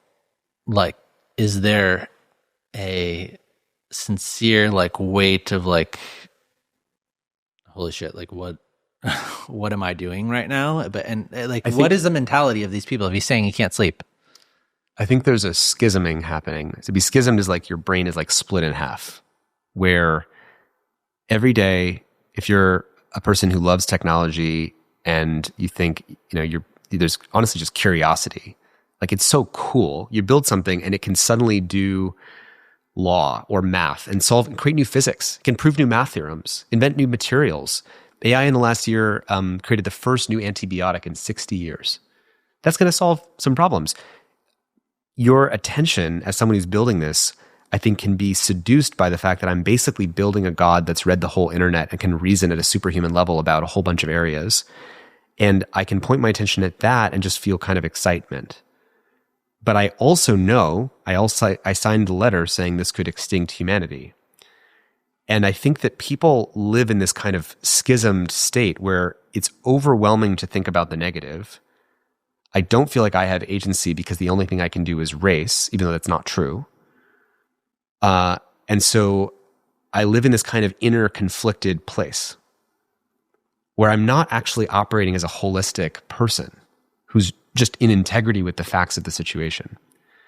And I think that, Dario is someone who cares deeply about this and understands the race dynamics, but mostly feels powerless, as many of them do. There's this interesting thing where they're building it and they feel powerless? Yes. They're going to be the one that's worth $10 billion company, $10 trillion company, and they feel powerless. Yeah, because they feel that if they were to just stop it all, they don't know how they would stop the other guys. But have they even tried? Like, why aren't they just saying, if they all sign a letter saying, I'll stop if all the other ones stop? And I'll signal that I will stop if the other one, it's like Groupon. Remember Groupon? It's like, if you get like everybody buying, if you get like 100 people sign up for this have they said concert, that? then we'll do it for this price. That they would do that? That they would stop everybody else up? No. What, I mean. And it's also like they say, well, we can't stop China. Well, did you try? Did you try? Did you use all of you're the most connected, wealthy, powerful person on earth. Like if you're Elon Musk, you have more resources than God. You have the ability to reach anybody in the world who will respect you. I mean, he did warn about this verbally, but did you really just throw, if it really is the end of the world is the other side of this trade, that is one of the things you're trying to prevent, you would really try to throw everything at it. Have we really tried everything? How much time did you spend on it? And I don't mean this to go after Elon, I mean for any of these folks. Like, have you put all of yourself into trying to prevent this worst outcome? And I think that there's a way of collectively creating evidence of essentially we don't have a Hiroshima, we don't have a mushroom cloud for this technology yet. We have evidence of things that look like what it could be like. The whole question is, are we going to govern by train wreck and wait for the catastrophe? Or are we going to be the wisest version of ourselves that we have ever been and step into technological maturity and say, let's govern before the worst happens? Let's not be so childish to wait until we like kick over the blocks of all of civilization and then say, okay, now let's try to do something about it. And I think that many people in the tech industry are pessimistic and they think we have to have a catastrophe before we act. And every day I and many people in the AI sort of, safe future community go to work every day and say, how do we make the good things happen before that kind of event happens? What happens in private conversations with you? I mean, I imagine you've spoken directly to some of these people about everything we're talking about in this podcast. I mean, how do those conversations go? I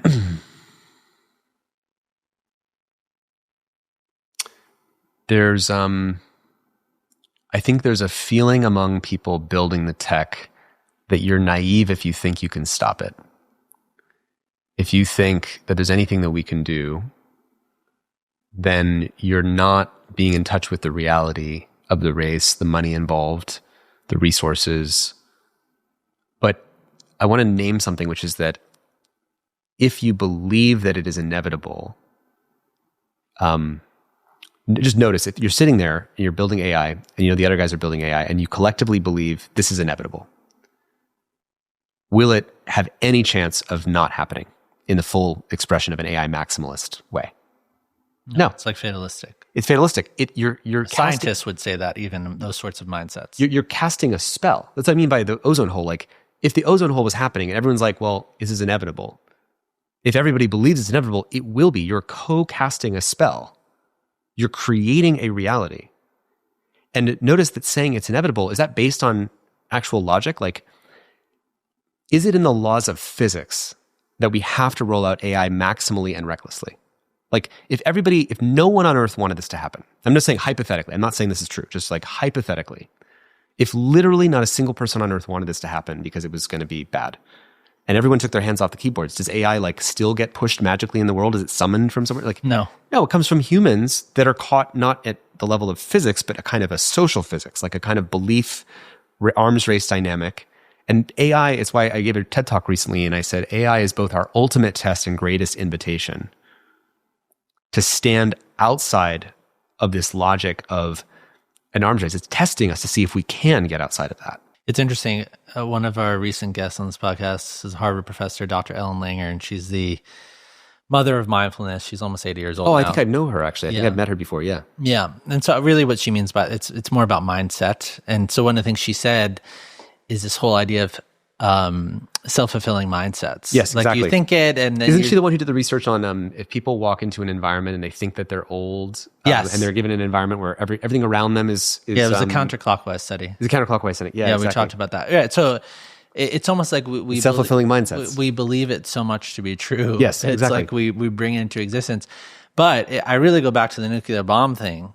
Like it's extremely illogical if we as a whole world like set these parameters in place around nuclear bombs. Yeah. Like there was the ones that went off in World War II, and it hasn't happened since. Yeah.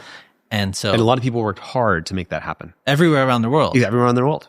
And that's what we'd have to do with AI too. We'd have to work really hard, but we'd have to be on a shared mission to do that, rather than on a kind of fatalistic hitting the gas towards a cliff that we all know won't go well for most people. That's stupid. So what would you like to see happen from here? Like if you could write the future, if you could do the social dilemma example that you did of the alternative history, if you could do that with future history with AI, what would you want to happen from here? It was all looking so bleak. There was an arms race that was completely out of control, and we were recklessly heading to like the worst outcomes. And then we got clarity that this was bad for most people. And the US and China rallied together to assemble evidence of how AI was uncontrollable and created treaties to make sure that we wouldn't roll out AI in a way that would cause these catastrophes, and put pressure on the respective ecosystems, the entire US sphere of influence, the entire Chinese sphere of influence, to come up with common guardrails about how do we want to manage this transition. We had the Vatican come out with the world's interfaith religious leaders all collectively say that it is against God's will to build super intelligent AI systems that we don't know how to control. We don't want that. And the world's religion said that from a moral and almost spiritual perspective. We had engineers realize that we had comprehensively not been wonderful stewards of past technologies, whether it was microplastics, forever chemicals, leaded gasoline, social media, and created a new culture of, in order to have the privilege of creating AI, you had to have the responsibility and wisdom required to wield it. We learned the lessons of social media, that instead of giving companies total legal immunity for the harms that they created, we had the Section 230 1996 law that protected and gave social media companies legal immunity. We learned from that mistake and instead clarified AI legal liability, that AI companies had some responsibility for things that went wrong, that then created new incentives for people to release products at the pace of getting it right. We restricted AI companions for children. We didn't give AIs legal personhood and protected speech, which is currently a defense being used by the AI companies. So when they cause the suicide, they're saying the AI models are, they have protected speech, that the speech that they gave to the kid is protected, which means that they, the company, are not responsible. So whistleblower protections, mandated transparency, mandatory testing of AI models, mandatory acceleration of evidence of AI uncontrollability, massive increases in US-China dialogues on getting AI safety right, Vatican engagement on the moral implications of AI from a perspective of human dignity and basic human flourishing. There are so many things that we could do if we got clear that the current path is not the one that we want. So what is the action Who needs to take action from here, and what are those different groups of people that need to start? Well, first is like this only changes, there's that Princeton study that the law changes not based on the percentage of popular culture that supports something passing, but only on elite preferences, basically wanting something to pass. It's very pessimistic about the state of democracy in the US. This conversation that we've had, I think, makes the case pretty clearly about the issues that we're facing. If everybody who saw this podcast shared it with the most powerful and influential people that they know, if they hosted a screening or this or the AI dilemma or a TED Talk to try to host a conversation with the most powerful people that they know and say, how do we all stand for this different path? If everybody emailed their senator and said, actually, these are my representatives, I'm actually going to message them, I'm actually going to say, send them this interview if I want to. This is unacceptable. This is not safe for us. It's not safe for our children. It's not safe for our jobs and our livelihoods. And we need to have a different path. And there's a whole set of these things that I just mentioned: whistleblower protections, mandated transparency, the need for US-China agreements, that we could all be for, but it would take a massive, massive amount of public pressure to make it happen. And I know that everybody hearing this feels like their actions would be a drop in the bucket. But just imagine you send this to the top 20 most powerful and influential people that you know in your circle. And then you ask them to send this to the most, to the other 20 most powerful and influential people that they know in their circle. You quickly start to shift elite preferences. And I think that the social dilemma, unfortunately for how late it was in the game, it did shift elite preferences on this topic. I think that John Haidt and the Angst generation have made it clear that we can't do this in schools. We are seeing schools turn around and flip to going phone free, and to having no social media in schools, and to having entire schools say we need to get our kids off of social media.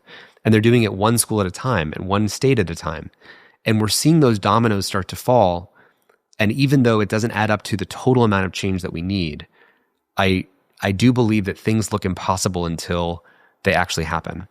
And there's this thing maybe just to say, which is I'm part of a community that will often reference this idea called post-tragic hope. So there's pre-tragic hope, where it's kind of naive optimism. It's just like things are going to go well because I want them to be well, but it's not grounded in reality.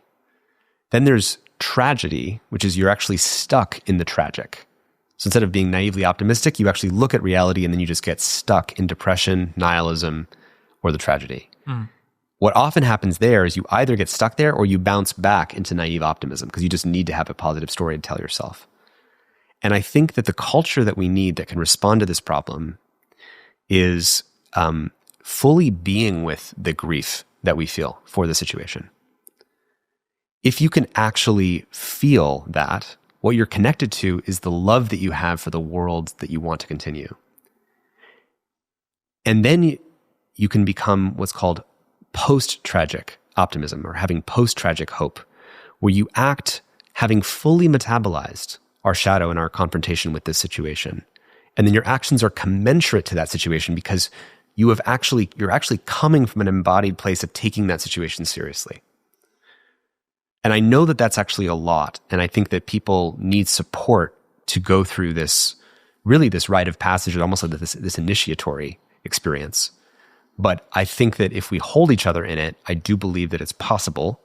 It's not outside the laws of physics for something else to happen. It would be unprecedented. It's extraordinarily difficult. But extraordinarily difficult is different than it's impossible and all of this is inevitable. So don't participate in co-casting the spell of inevitability. Be clear-eyed about the nature of the problem. And, Carl Jung once said, when asked the question, will humanity make it?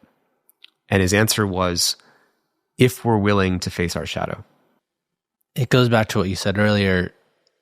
We can't just close our eyes and pretend that it's not happening. If I look away from it, doesn't mean it doesn't happen. It just happens even with less, mitigation or And curbing. that's for the people that's creating the technology, and also us just sitting there and pretending, okay, I'm just not going to pay attention to this, and maybe it's going to create an alternative future. I think it would be remiss not to at least momentarily address the individual who's wanting to protect themselves. So that's an active component of we're going to band together and do everything we can to stop this. If someone wants to figure out how to have agency as well in their own life with their job prospects, with the way they're interacting with these tools themselves, how would you advise them? It's a great question. It's a great question. Something we invented for the social media problem, not invented, but we helped popularize, was turning phones grayscale. So it's like having your phone be, gray.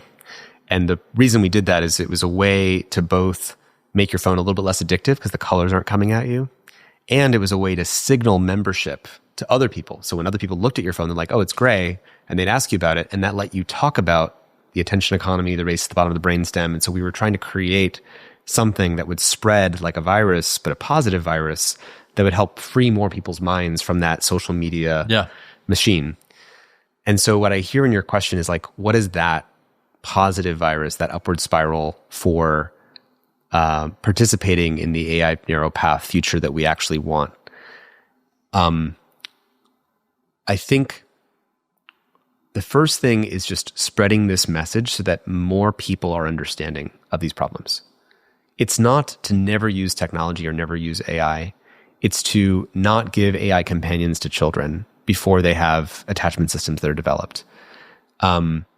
It's to maybe use AI for a quick question back and forth, but don't use it as a therapist and build an attachment relationship to it and have other problems. It's hard to say what to study.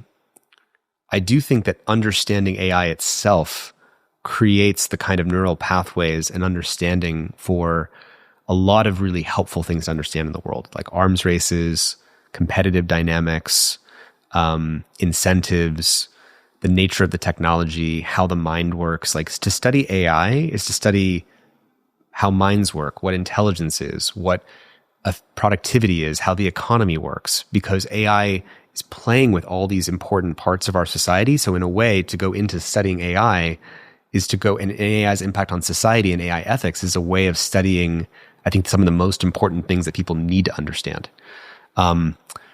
And I think that there will be, I don't know about jobs, but there will be a lot of demand for people asking, how do we navigate the situation? And the more people who are aware of that, the better. My last question, I mean, we've covered so much ground today. If this conversation was a message in a bottle, opened 5 years from now, what would you want that message to say to the person in the future in 2030? And we tried our best to make a different path happen. Thank you for being here today. Thank you for having me. Appreciate it. It's been great to be with you. Really appreciate this conversation.